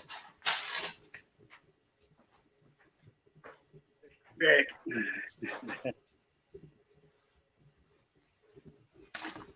we go. There we go. A little bit better now. Not so ghost-like. How's your day going? I'm doing good, bro. Actually, kind of just hoping to stream later tonight. And I kind of would like your input on some tips. I mean, you got a pretty impressive following on Twitch. I mean, I know that's no easy task. I don't know. It's interesting because as a streamer, you want to have different games that you want to play for yourself, but there's also different games and like material and content that you put out that just attracts people. So when I first started, I was on Fortnite, and there's a thing called like fashion shows.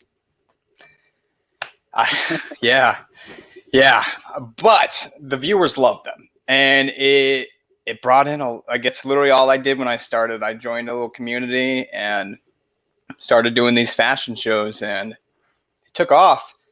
Brought in a lot of trolls though, so I don't do them anymore. But yeah, that's where I started out with. I haven't really played Fortnite. I played it like I dabbled with it, but I suck at building. So you're not missing out on much. As far as other games go, you're not missing out on much on that one. It's great, sure. If you like to build and stuff, I'd rather just shoot. Yeah. Speaking of, what is your favorite shooter? Right now, I think Apex, just overall. I don't think anybody would agree with me on that it's a good one. But I think Apex is just one of my favorites. And another one that people probably aren't going to agree with, but Call of Duty Black Ops, Cold War. There's a lot of problems with it, and I'm just now recently getting more into Call of Duty. But the Cold War, this Black Ops Cold War, I'm into it. There's a lot of problems with it. Graphics kind of look Walmart-y, but I enjoy it. As far as shooter games go, those are like the two that I look forward to shooting, like playing. As far as shooting games, Black Ops. So you stick more to the Black Ops series versus the like the Modern Warfare. I actually never was really into Call of Duty until too recently, actually. Like just recently I got into it. Never really been into it because it's just like I used to not be the best shooter gamer, so I would just run in and just die every 2 seconds. And I always hated the game for that reason. It's like, I'm just dead. Oh, I'm dead. But I've learned that that's actually part of the game. And if you actually play smart, you won't die every 2 seconds. So I'm learning it, and I'm getting a little bit better. Into the zombies? I literally played my third game of zombies ever yesterday with my brother. We got to level 36. Not bad. I really good. I just never really got into it. I don't know. But now I'm into it. I liked zombies. It was fun. But beforehand, I think I maybe played like a game of zombies on like a previous zombie version, like once or twice at a friend's house. Stoned, drunk, one of the two. It's like the only time I actually ever played video games at other people's house. But yeah, that's like, I never really was into the Call of Duty franchise until recently. Now I'm a big fan. What do you like to play? A lot of the streams you usually do the Call of Duty. Yeah, I've kind of trying to, which is rough because I'm changing completely over from my Fortnite, which is where all my viewers or all my followers are from Fortnite. So I'm in the process of going from being an only Fortnite streamer to being a more of a variety streamer. And now I'm kind of trying to just focus on the not Cold War, but Call of Duty in all, just to try to gain those followers. Because when it comes to streaming, people are going to watch certain games they want to watch. And if people like Fortnite and they don't like Call of Duty, unless they're a big fan of Rawslack, they're not going to watch the stream. So I have to just find a whole different kind of viewer base. And then hopefully out of those viewer base for each games, I find a few followers that stick around and enjoy me for me and my jokes and stuff. So that's the struggle I'm in right now on the streaming, but it's all growing. It's all about growing. Fine. How do you see things changing in the future now that cannabis is coming closer to legalization federally?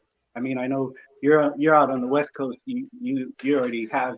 My whole life, it's always been basically legal for me. So it's basically legal. I'm like, when it is, sure. I also just don't think it's going to be that big of a deal. Like it should already be considered alcohol. I'm like, you should be able to buy it at a store, just like you can here, anywhere. Unless if you're selling alcohol in the store, you should be able to sell weed in the store.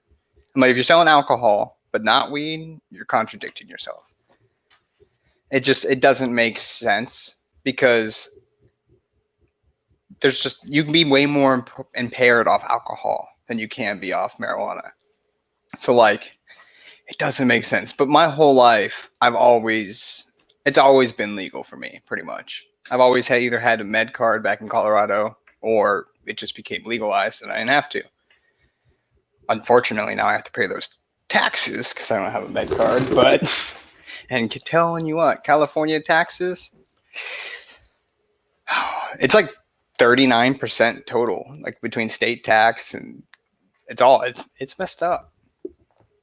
39%, man. So how do you get around it as far as streaming wise? Like, I know you're legal in your state, but you can't. Twitch and YouTube and Facebook, they all have their guidelines and rules. And have you ever encountered anything where a moderator came to you like, hey, you got to tone it down or anything like that? Nah. No. You ever hear? I'm like, I've had viewers come in, but you're not supposed to be smoking on the stream, and it's like, yes, I can.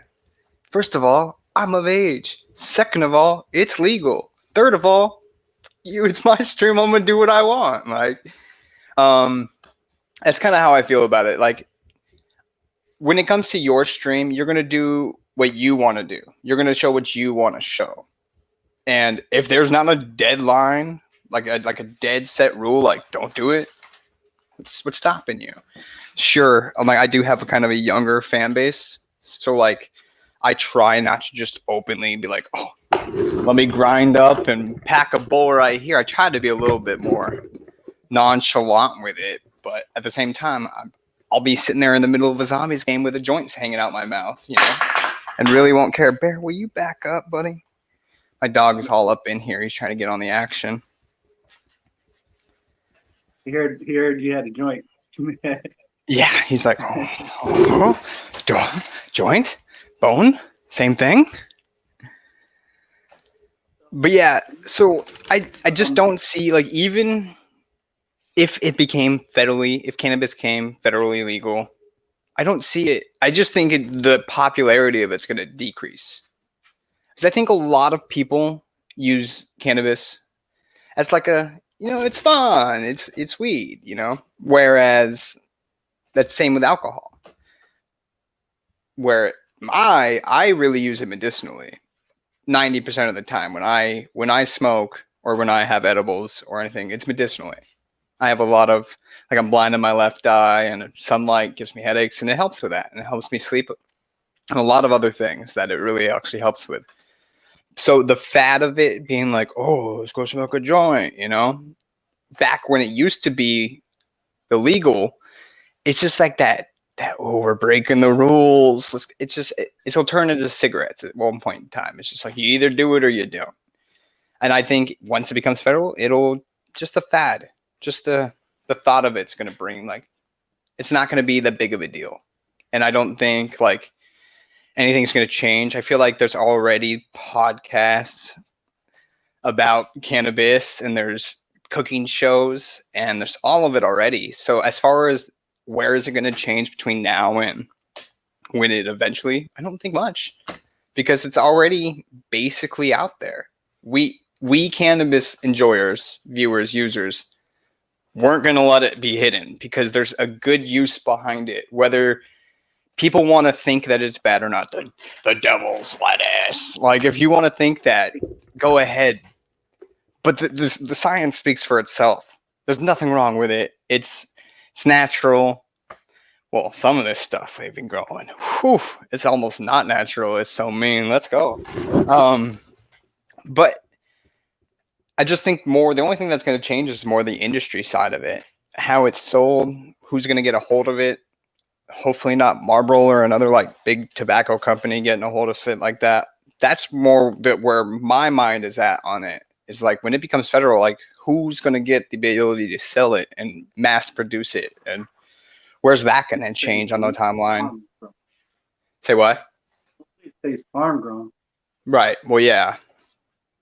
So that but as far as entertainment value of it, and if it's going to change us viewers, streamers, I don't think it will, because I think where it is now, if it gets any more blown up, it's just going to be oversaturated and nobody's going to care about it.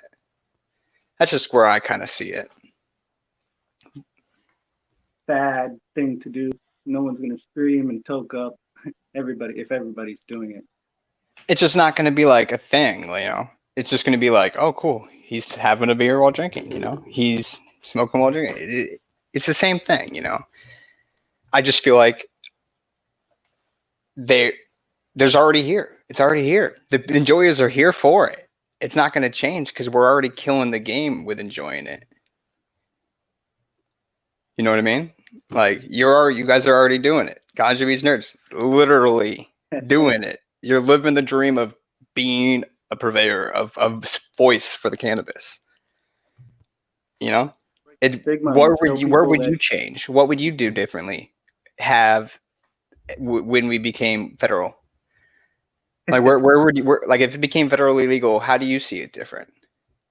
I mean, I just see it hopefully becoming less of a taboo and more, like you said, more understood as a medicine. And I'm a medical patient as well, and I have my medical card, and it was a process for me and a big learning thing to find out about cannabis and see how it could help me, because I suffer from social anxiety. So talking and doing things like these lives, I would never ever be able to do it before unless I was absolutely drunk or like completely impaired.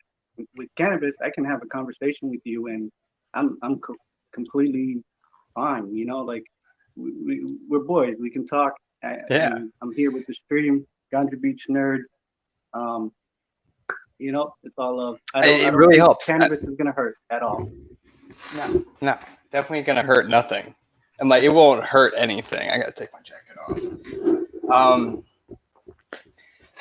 Yeah, I am the same way. I speak to groups and people so much more easily when I am medicated. 100%. And I think it is something to do with like social anxiety. I've never really gone to the doctors for social anxiety, but I for sure get social anxiety. I don't I get nervous when I'm around people, but when I'm stoned, I don't really care.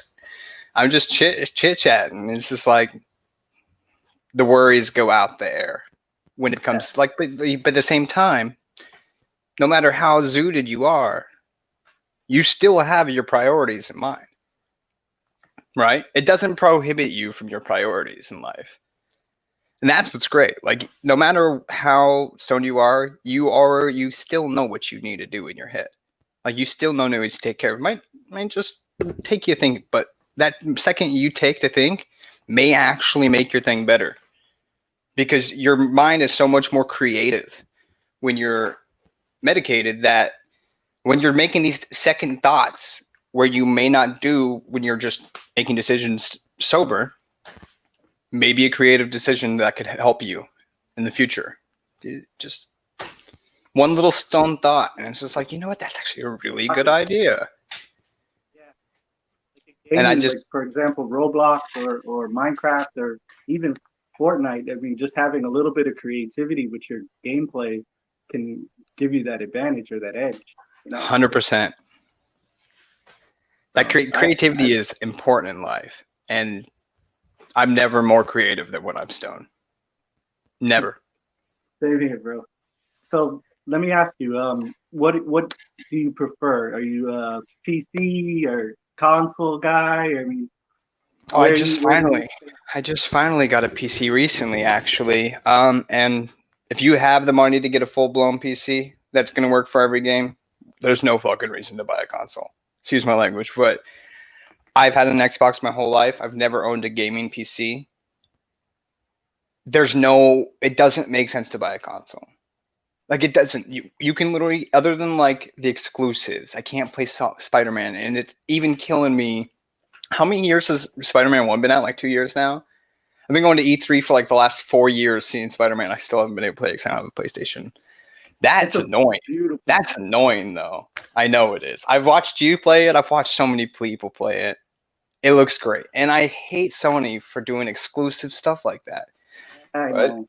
that's what you buy consoles for. Other than that, there's no reason to buy consoles. Because you can use any console controller on a PC. You can get any game on a PC. And if you have a good enough PC, it'll run better than the console. You have it all here, all in one spot. You can also use a PC for work or for streaming. There's just more uses for a PC than a console. All a console is for is gaming. So if you're going to invest money, don't go invest $700-800 on a PlayStation. Invest $500 more and get a PC. It'll work. You can do it for work. You can do it for school. You can use it for gaming. You can use it to be creative and design stuff. Like, I've never, like, it's been 4 or 5 months since I've had my PC, and I've turned my Xbox on like twice. Are you using Microsoft the gameplay so that you can play the Xbox games on Microsoft? I do have the Xbox Game Pass for the PC. There's not many games in the category. Do I play anything from that? No, I still pay for it. I don't know why I pay for it, but I still pay for it. I do. I really don't think I have anything on the Xbox Game Pass that I play. That's another perk of actually PC is there's no subscription like PSN or Game Pass or. Well, there is. It's called internet. But you It's pay for internet. that regardless. Right, you had to pay for that for console. No matter You're which right. There's not console an you get. extra $10 a month to be able to play with my friends. Perfect. That's $120 a year that you saved for not having a console. That's just another reason onto the wheel of there's not. I'm looking through it right now. There's not anything that I'm like, I guess Marvel vs. Capcom Infinite, I play that every once in a while. But like, as far as the Xbox Game Pass, nothing. Now EA Play, they have the EA Play Pro. Oh, I didn't hear anything you said. We got a little bit of everything. Ganja Beach Nerds. We were a little fortunate to have PC, a little bit of each system, PlayStation 5, Xbox. You got the new Xbox? Yeah, I have Xbox One. No, the new one. Series X, the new one. Not that one yet. No. You didn't get the new one. You got the new PlayStation. Yeah, you have a PS5. If I were to choose between the two, I think I would have gone with the PlayStation. Now, how do you like those controllers? Seeing them originally, I didn't think I was gonna like them. They are slightly larger than a PS5 or PS4 controller, but they actually feel nice. They're not as big as an Xbox controller, but they're more ergonomic, I guess. They Right. fit. It fits much more nicer than any of the others.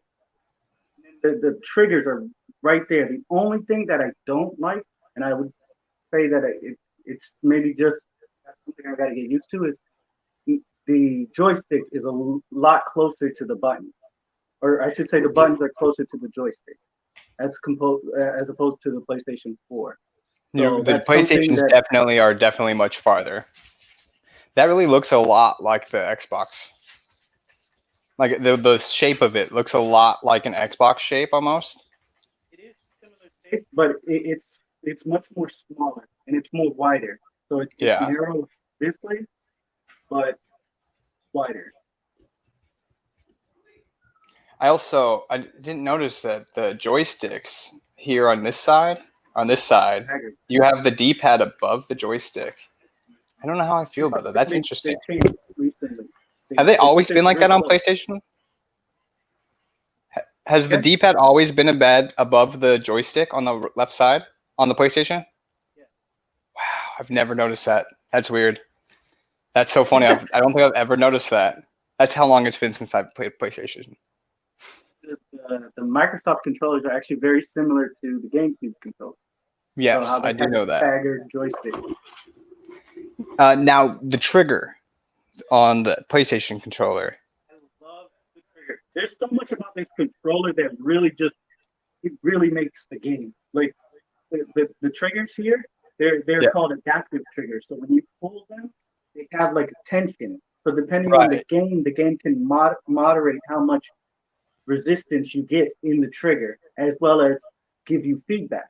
So if you're playing a shooter game, you're gonna feel the trigger go as you shoot. Yeah, my buddy was as saying. Well as hear it because there's a speaker in the controller, and you get there's more haptic feedback in this controller as opposed to the previous one. So you have like more vibration, feeling more natural as opposed to just feeling it down by the joysticks. Right. You're gonna feel it all. You feel it all around. It's like a 360 around the controller. My buddy was saying he was playing Call of Duty with it yesterday, and each gun has a different feedback, like a different feel on the trigger. So if he's pulling like a shotgun, it feels like it's a shotgun compared to like a regular gun. And he's like, you really feel the difference in the trigger with the weapons. And that, in my eyes, that's the coolest thing I've ever heard. My problem. Well, with the speaker, that it really like you hear it as you're doing it. It goes so perfect. It's just a really immersive feeling having the controller give you all this back because it's very close to you. And then on top of it, they put in a built-in mic. And that mic, from playing down here low, you can hear everything. It's a fantastic mic. My problem is you drop that controller one time, you're going to hear nothing. You're going to hear nothing besides vibrations coming through that mic. I can't believe you can't already hear it because I was playing with my buddy yesterday and it sounds the mic on it it's amazing. The mic on that thing is fantastic. How do you not hear the vibrations though? Like, oh, I gotta talk into the mic. You know, I'm like, I gotta keep it close. And I learned real quick I was way too loud. I can play natural.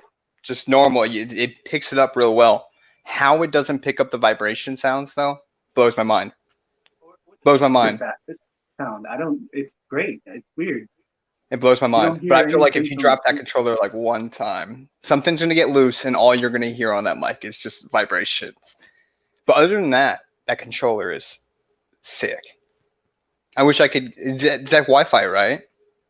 Yeah. So I could technically probably use it on PC. I wonder how it would work with a PC, adapting with the controller feel, with the triggers. Right now, there's probably not many games that are going to have support for that, but eventually I'm sure there's going to be mods and stuff right. You can get the full access. Makes sense. Damn. Getting back to cannabis. Speaking of which. What do you prefer, man? Are you indica? Indica. Hands down. Yeah. I don't need to be all happy and jittery with my body. I really don't like to be all anxious and uppity and jittery. I'd rather just be there, zoned, chilled, relaxed, all in the head, thoughts. Just, I don't need my body to be all over the place. I'm relatively new to the cannabis. And like I said, I started using it medicinally. And first, I was getting sativa. I didn't know what I was doing. And anybody who user, sativa and anxiety are like a no. You're going in the wrong direction. And I was just making things worse. And I thought this wasn't for me, And then eventually, after talking to my doctor finally and letting them know, and they gave me a full recommendation, and I got my medical card. I learned a lot, and that's when I found indica, and I was like, yeah, this is where I need to be at. But Right. throughout the day, I'm fortunate enough where I can consume and medicate, and I've learned that to mix a little sativa in there, like to get me through work and through those times where like I gotta make phone calls, I gotta deal with people, and I do need to be social, but I do need to be medicated. So I do my own little flavor mix. That's where the hybrids come in handy. The hybrids. Because you can get some that are like a 50-50 split. And you can get some that are like a 60-40 with an indica dominant. And I don't like to go straight sativa. But if I do like to have like an uppity cannabis to like keep me going throughout the day, just like you're saying, because like you wake up in the morning, you take a tug of some indica dominant, you're not gonna go very far throughout the day. If it's the first thing you do is hit an indica bowl, you're not gonna get very far. So throughout the day, hybrids. I can't stress hybrids enough because they're great. Because it's just like, and I feel like hybrids are the. Yeah, I just feel like the hybrids were meant for medical uses, because those are the ones that are like defined directly for things that you may need. And if you find the right caregiver, the right just like place you're getting your cannabis from, they'll know what you need, and they can give you that literally the exact measurement of what you need, whether it's indica or sativa. Yeah, I'm like, well, it's my dad and I. My dad owned one of the first 10 dispensaries in Colorado back when they first legalized, and I worked at it. Give a shout out to your dad. Where you? Oh, he doesn't have that anymore. He doesn't have that. He drives trucks now. Well, because when it first came out, the laws were everywhere. Taxation law, all of it. It just got crazy at one point in time when it first came out. Like we were in like council meetings. It just got too much. So he ended up selling it he did pretty good for himself. And then it was just like, I'm out. Literally. He said, I'm out. That's a whole nother fucking topic. But yeah, it was great. And when I was working at it, it was really interesting to see all the patients come in, all walks of life. I had 90-year-olds, I had military vets, I had young people, I had everybody. And it was interesting to see all the different uses for it. And that's how I really got into the actual medical benefit of it. Was after my dad started it, is because I saw all these people that like were either like military vets or just old people that were just struggling with arthritis and stuff, and just seeing how much it actually benefited people. I was just like, yeah, I'm sold. This is real. And I was sold. So when you've grown up with stigma and just only been taught that, oh, that's only for people who want to get high, you don't realize how much it can help you medicinally. And it's not just for one thing. There's so many different uses and so many different ways to use it. If you're not a smoker, you can eat it. You can make tincture, you can make drinks, you can do all different kinds of things. You can vape, you can so many things. do so many things. It's just it's meant for everybody. It really is meant for everybody, because there's ways to take it whether you can't chew, you're too old and you can't move. There's every way. You can't smoke because you have problems. Have you seen the patches? I love the patches. They're I don't do pretty them cool. I don't use them anymore, but I enjoyed them. I actually might have some more CBD patches because they really help with like muscle aches and stuff and just body aches. So I had a whole box of them. I think I might have used them all actually. Because I slackline, so I would use them for my knees all the time, and that's just CBD. That's purely the part of a weed plant that doesn't even get you high. It's the medical benefit of cannabis doing its work without getting me high. Just leave it on the. Hold on. Somebody's Part on of the the door. working chemical in Canada. It really is. Just leave it there. Thank you.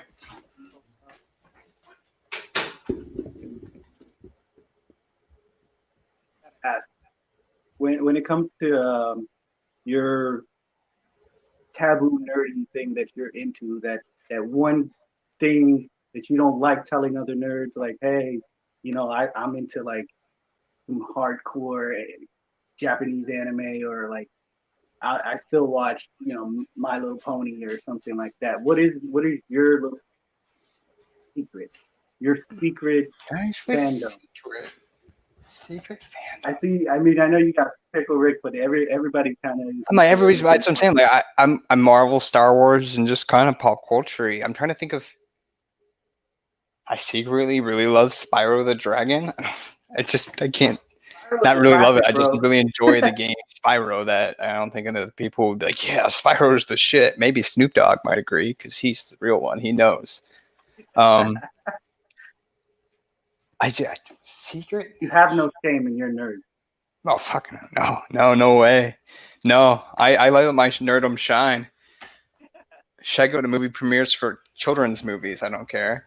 I like movies. Like I move movies no matter if it's meant for kids, if it's meant for adults, if it's an independent film, foreign film. I like movies. Love playing with dogs. Say what? Here, I'm a big movie fan. Yeah. I'm kind of a little, concerned though, because this whole last year has been COVID, and it's not good. Yeah, I don't think I'll be going to a movie theater. Have you heard that Wonder Woman's coming out to streaming as well? HBO without an extra charge too. Like Disney, you know how Disney Plus charges an extra like $30 to have Mulan? They're not doing that. It's literally free to stream if you have HBO Max. That's unheard of. I don't think it's smart. I think it's a great way to get your product out there, but they're going to lose so much money on that movie. And they paid Gal so much more for Wonder 2 because there was a big problem because she got underpaid hard for Wonder Woman 1. So she got like a huge cash, like huge increase of like payment for this movie. Where are they going to make the money? All the theaters are closed. They're not charging an extra fee for HBO Max. And I'm not going to lie, I don't even have to see the numbers to see where other streaming platforms have gone with this. And they're going to lose so much money. And I really love Wonder Woman 1. And I'm so excited for Wonder Woman number 2. I just think it's a bad idea. But then again, you can't wait on a movie like that. It's like Black Widow. I was so excited for Black Widow. It was supposed to come in February. I could care less about it now. I could care less. This movie should have been made 10 years ago. It's just nobody cares about it anymore. We've seen so many trailers for it now. It's just you fed into it now. Where is it? To be honest, I thought it came out. Black Widow? It already came out. Like, hey, did it come out or not? No, like there's still not even. There's still not even a word on when it's coming out. Oh wow! Because they were like, we're not putting it on Disney Plus because they saw how bad they did with Mulan. So they're like, we're not going to put it on Disney Plus. But so they're waiting for the movie theaters to be open. But we just got put back on lockdown. Like, I don't see me going to a movie theater for probably a full another year, and that's probably the most literally depressing thought I've ever had. Because I love movies. I love movies. I haven't seen. What would you say your preference would be? Are you into Star Wars or Star Trek? Star Wars. Star Wars, yeah. I love Star Trek too. How do you feel about the new one though?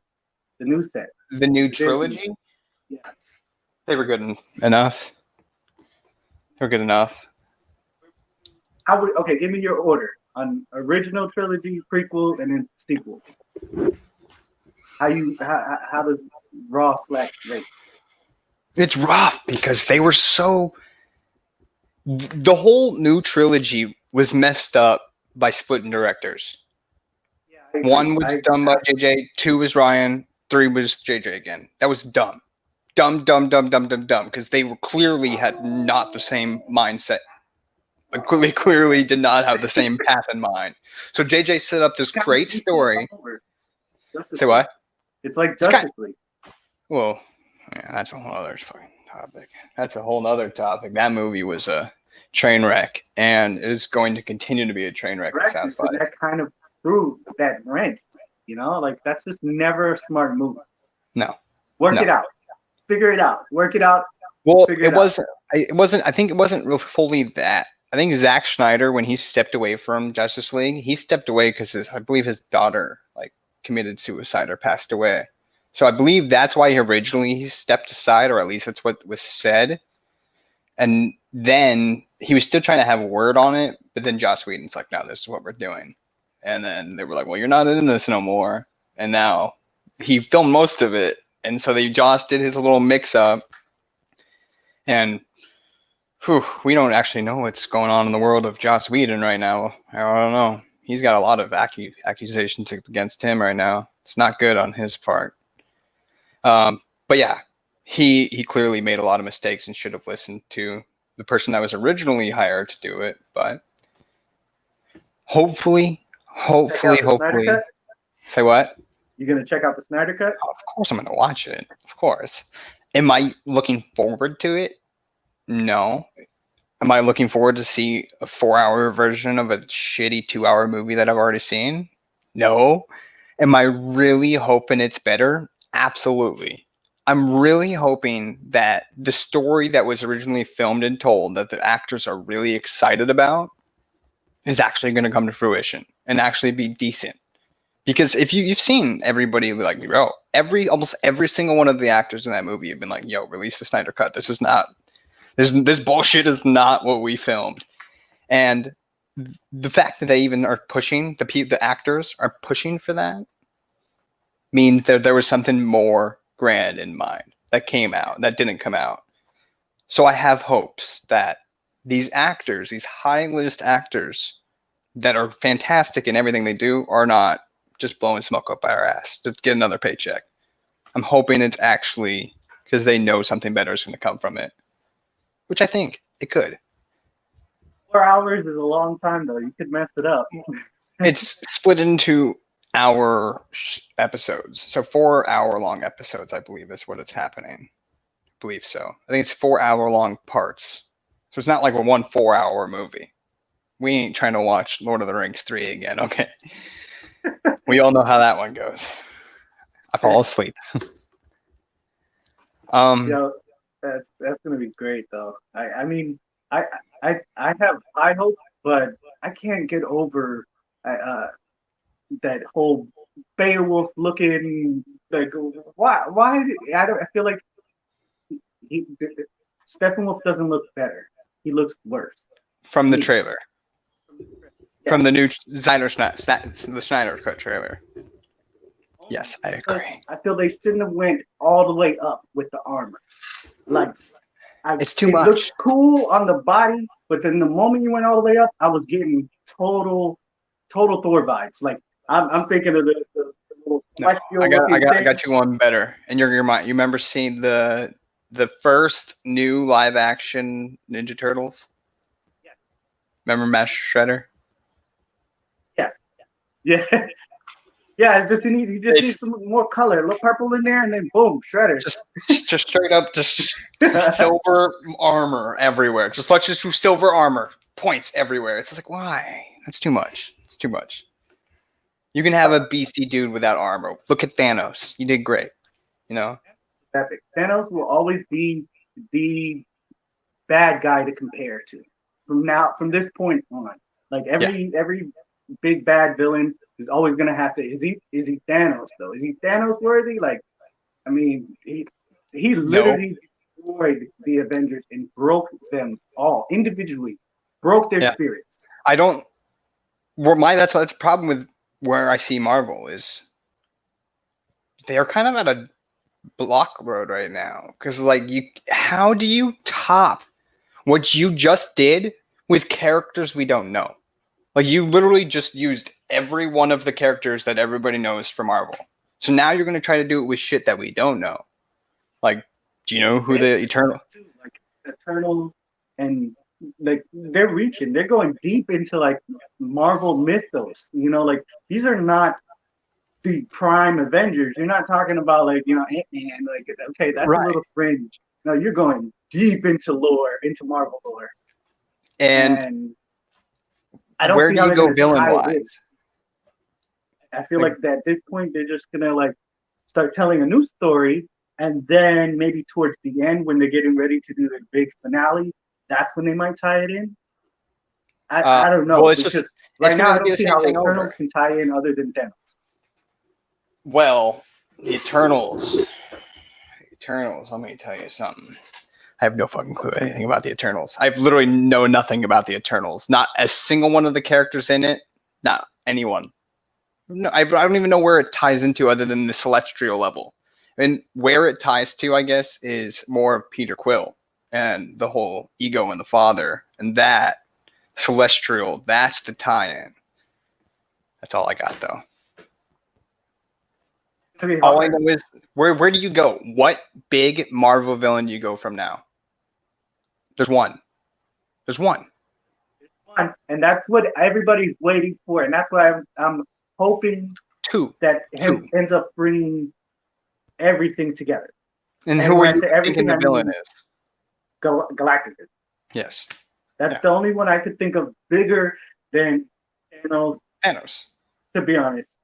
And the only way to do that is you got to bring in X-Men. You got to bring everybody. You got to have the Fantastic Four. You got to have your full franchise in on that, because that is way bigger than Thanos' little existence. I mean, I guess it's kind of the same level, but it's a different monster. It's a different beast. It's not a person. This is the world eater. You know what I mean? Like this is like, how do you fight that? It's not like a guy you can go toe to toe with. Oh, the Celestials, and like it's really the thing. It's like, but the problem is you're gonna have to build all this up, and you're gonna they're banking on everybody enjoying all these new characters and these new stories, because nobody knows the stories of all these. Like, no, do you know who Shang-Chi is? Do you know the story of Shang-Chi? That's another one. Like they're digging deep, but I'm glad to see the inclusiveness. But they're doing great with the cast and stuff. We still have, there's still, like, we got Thor 4, which is going to bring Thor back, which is going to bring the Asgardians of the Galaxy. The Guardians of the Galaxy are supposed to be in it. Natalie Portman's in it as Jane Foster, who's going to be woman for Thor. Glad they got her back. Dude, I was at Comic-Con when that got announced. Really? I was there when she came out on the stage with the hammer. What are you doing? My dog just jumped on the bed and just started looking at me like all weird. Weirdo. He's looking for Mjolnir. What a weirdo. But so we got Thor. My biggest disappointment for all of the Marvel news we have is Doctor Strange, Multiverse of Madness. Why are you disappointed? Because it was supposed to be amazing. The title Multiverse of Madness sounds sick. It was supposed to be an actual, like, a horror Doctor Strange movie with the director being Scott Derrickson, and then Marvel shit the bed and said, we don't want to make this horror, and canned him. It's because they want to do that whole, what DC has done. I don't know, do you watch any of the DC like TV shows? All of them. That? Okay, all of them. You see how they did their multiverse, their crossover and everything? That I thought was very, very, very well. They involved everything. They involved even Ezra from Justice League. Shows. Like, they involved so much lore and crossed it over so well. And nothing clashed. Everything was like, all right, cool. You're just going to get your own universe. And Marvel saw that, and now they want to pivot and try to do that. Because doing a multiverse is much easier than trying to do one cohesive story. You know, because, like, why didn't the Guardians of the Galaxy come help Earth? Why didn't, you start asking these questions. Well, okay, if you start splitting everything into different multiverses, it's a lot easier to explain why nobody helps. Mm-hmm.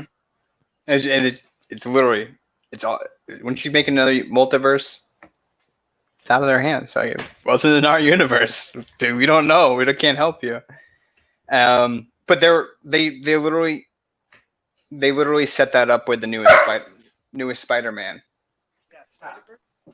That's what I'm really excited for Spider-Verse 2, and I was hoping to get more of that in Spider-Man Miles Morales, like maybe hints of them possibly doing a Spider-Verse game, but I haven't got quite that far. I don't know if that's a thing yet. I really, really hope. I'll give you some good news. In Miles Morales, I guess there's a glitch where a space heater is just in the middle of the street. Have you ran into this glitch yet? Have you seen this space heater just in the middle of the street? So I guess somewhere just in the game, there's just like a space heater that's like really big and like looks like it's a really hot space heater just somewhere in Miles Morales. And I obviously don't know because I haven't played, but the Phil Lord tweeted out about that. He's like, we will definitely be having a cameo of that space heater in the next Spider-Verse. So there's your tie-in between this Miles Morales game and the Spider-Verse. Like he just posted, I just read that like not long ago. I thought it was like, well, that's kind of funny. I haven't played the game, so I don't know of said space heater. What? You heard of are you into you're into Star Wars? You said you watch Mandalorian. I don't want to talk too much about it because it's still fresh. Okay, I see you got him up there. But did you hear about the cameo with the jeans guy? Of course. The Game of Thrones mistake? I just heard about this today. You didn't see I heard it? they're making a toy. No, they're not. No way. But they're not. I heard they're making a jeans guy toy. There's already a meme of the Jean Guy's toy. It's a meme. If I were that jeans guy, I'd be stoked if they actually made a toy. If they're gonna make a toy of that, they might as well made a toy Starbucks cup for Game of Thrones. Yeah. My question is like, how are you that big of a studio, have this many editors and miss a leg, but then within 2 hours of its premiere and somebody sees it? Say what? One more time. The cup is worse. I can't.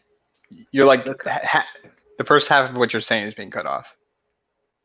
The cup is worse. Okay. Yeah. Yeah, I would say so. Like, it's just how do you let that? How do you miss that though in the editing bay? Other than like, especially the Starbucks cup, like how do you not see that? Like, but the jeans guy, I guess that was like really far in the background. But I would love to be that guy. Just the guy who made it in just some jeans, messed up the whole Star Wars universe. But have you caught up on Mandalorian? Yeah, I know the secrets of the child. Sorry, did you watch this? Did you watch the episode to learn the secrets, or did you get it spoiled? No, I started to get a spoiler. I saw something on Facebook online somewhere, and it was like, oh, find out such and such on this episode, and I'm like, whoa, okay, I need to watch it. Yeah, I need to watch it now.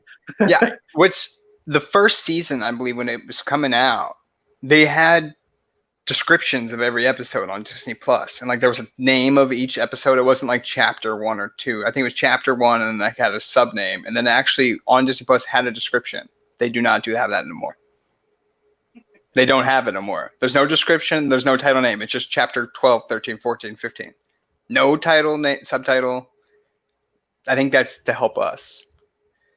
I mean, how do you feel about that? Like, there's a lot of people that are completely against spoilers, and then there's people like, I know the younger crowd, like my son and everything. He loves that. Like, he just wants to know the answer. Like, for me, I love the story. I love finding out. It's horrible and so like, oh, I gotta wait a whole week to find out what happens next. But that keeps you hooked, Like, yeah. What you love about it. I mean, literally the only thing I love about a weekly release is it gives me something to look forward to every week. And it's the only thing I have. I hate waiting a week. I hate waiting a week to watch. Like Breaking Bad. I waited. Game of Thrones. I waited till that was all the way done before I watched both of those. Because that's how I like. I'd like to watch it on my pace. You know, my pace. I don't like to go based off their weekly. I want to sit down and if I want to get 4 episodes in while I'm smoking a bowl, that's what I want to do. I don't want to watch 40 minutes and then just be sitting here for a week with a thumb up my booty like, oh, come on, give me some more Mandalorian. It's because that's where I'm at right now. We have a whole week till we get more of that story. And then we have a year after that. Like, I mean, was it even a full year before season 1 of Mando came out and then this one dropped? Almost. Dude, it's really close. Like from September, and then this one came out in October, right? Yeah, it was really close. They filmed Mando 2 not far from where I live. Yeah, and then in my studio down there. Yeah, it's all just down here in not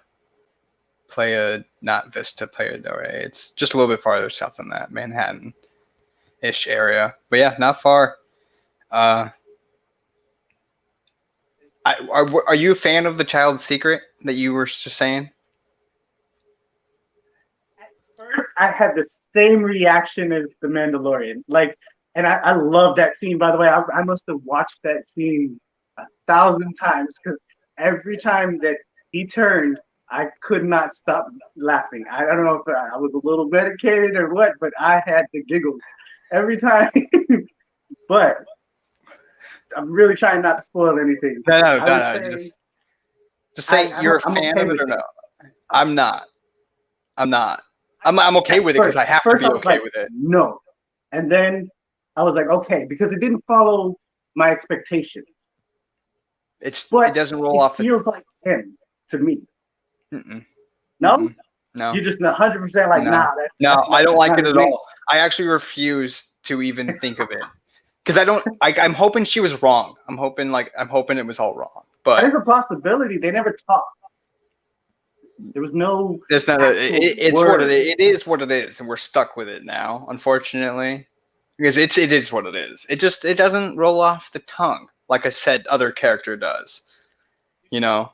It was done kind of almost out of spite for everyone continuing to use their given name instead of the chosen name. Like, I'm glad they finally did do something rather than just the child. I'm glad they did something. I'm just not sold. I'm not sold on it. I may be another episode in of hearing it again. I don't know, but I accept it because when you think of all the actions he did and everything that you've seen about him, he's mischievous. He isn't, and they kind of emphasize that in that episode that there's more to him than just the Force. You know, he's been through some things. Well, yeah. And I'm so interested to like find out his history because I never thought, you don't think there is going to be a history because he's a child. But then he is 50 years old. So, I mean, he's been through some things. What kind of child are we talking here? Because he literally went through the Clone Wars. Yeah. That's pretty savage. I mean, he's going to have some more stories. Whether he understood it or not, I mean, I don't know. But that's the problem is because I don't think he understood. Because whether he's 50 or not, he still has the childlike tendencies, obviously. Because he's clinging to Mando. So, like, he does. I don't know. I don't think he has much of a story before this. I don't think we'll get a history.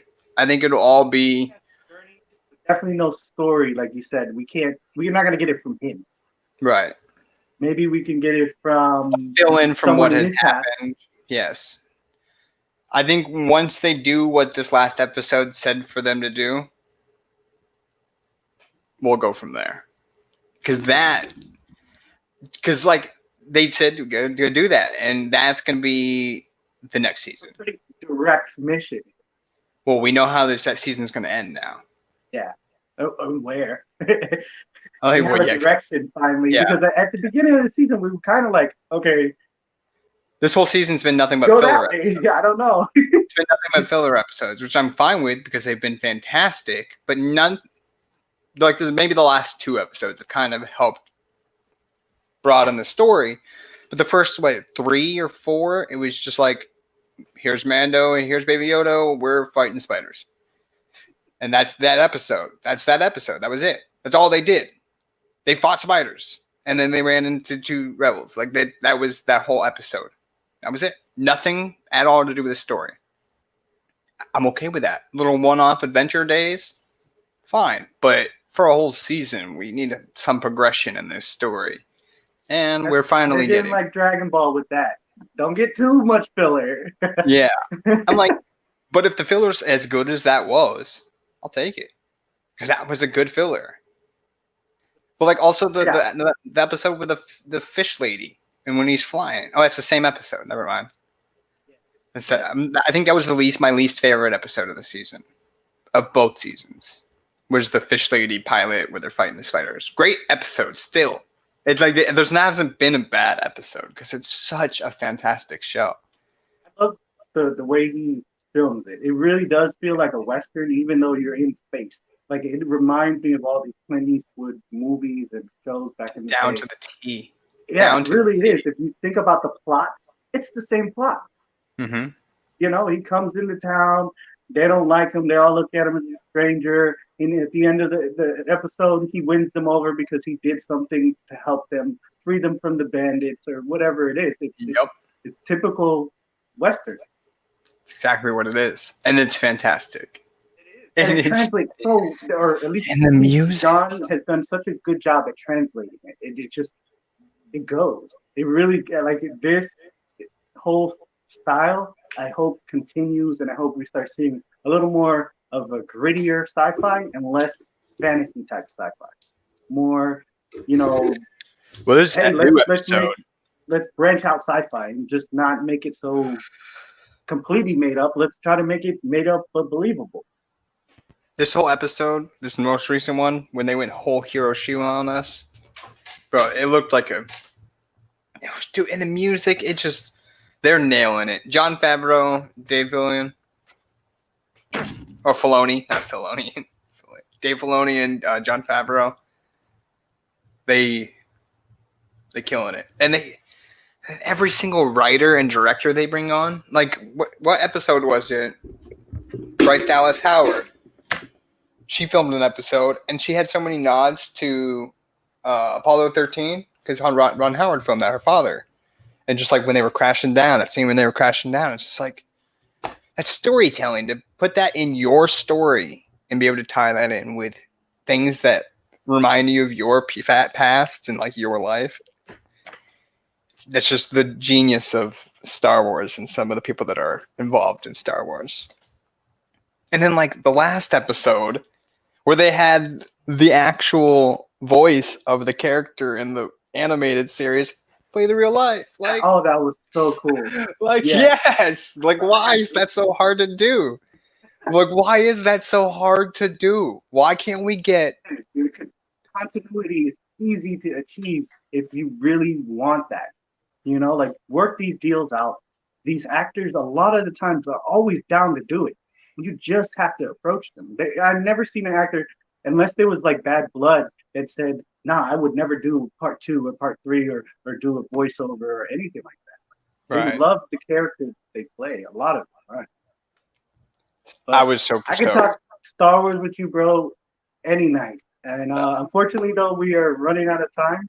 So we've been 2.5 hours chatting. This next week, do a live, and then we can actually talk about what we're hinting at. I'm with it, man. I'm with it. But yeah, it was good. Thanks for having me on, dude. I hope you have a good rest of the 12 days of Nugmas. Yeah. Yep. Right, that's what it was, Nugmas? No, it's actually the 12 days of Canna Christmas. Canna Christmas. I knew it. So close. Nugmas, Canna Christmas. There you go, right here. We got it at the bottom. It's presented by Nugtopia. Canna Christmas. There we go. Nugtopia. I was so close. At Stoner Brain, you had all the right information. 12 days of Canna Christmas presented by Nugtopia. I was so close. All right, dude. Well, thank you for having me on, man. Honestly, I have no idea how to leave. Oh wait, here we are. Leave studio. And be sure to check out Rawslack. He's on Twitch. Go ahead and give everybody your contacts, bro. I stream on Twitch almost daily. Like right after I finish this, I'm going live. We're gonna play some Call of Duty. Yeah, I'm gonna be Twitch. streaming too, bro. I'll probably play some Spider-Man. I'm jealous. I'm honestly jealous. I hope you have fun. But yeah, twitch.tv/Rawslack, just like it says right. The word did say right there. I play everything. Come on, come hang out with us. And then definitely go check out Ganja Beach Nerds. I never get this right. It always messes me up. But that one right there, go check out Ganja Beach Nerds. Go check out Nugtopia. Appreciate you having me on, my man. Hey, everybody. Peace, guys. Thank you for joining us. Thanks, man.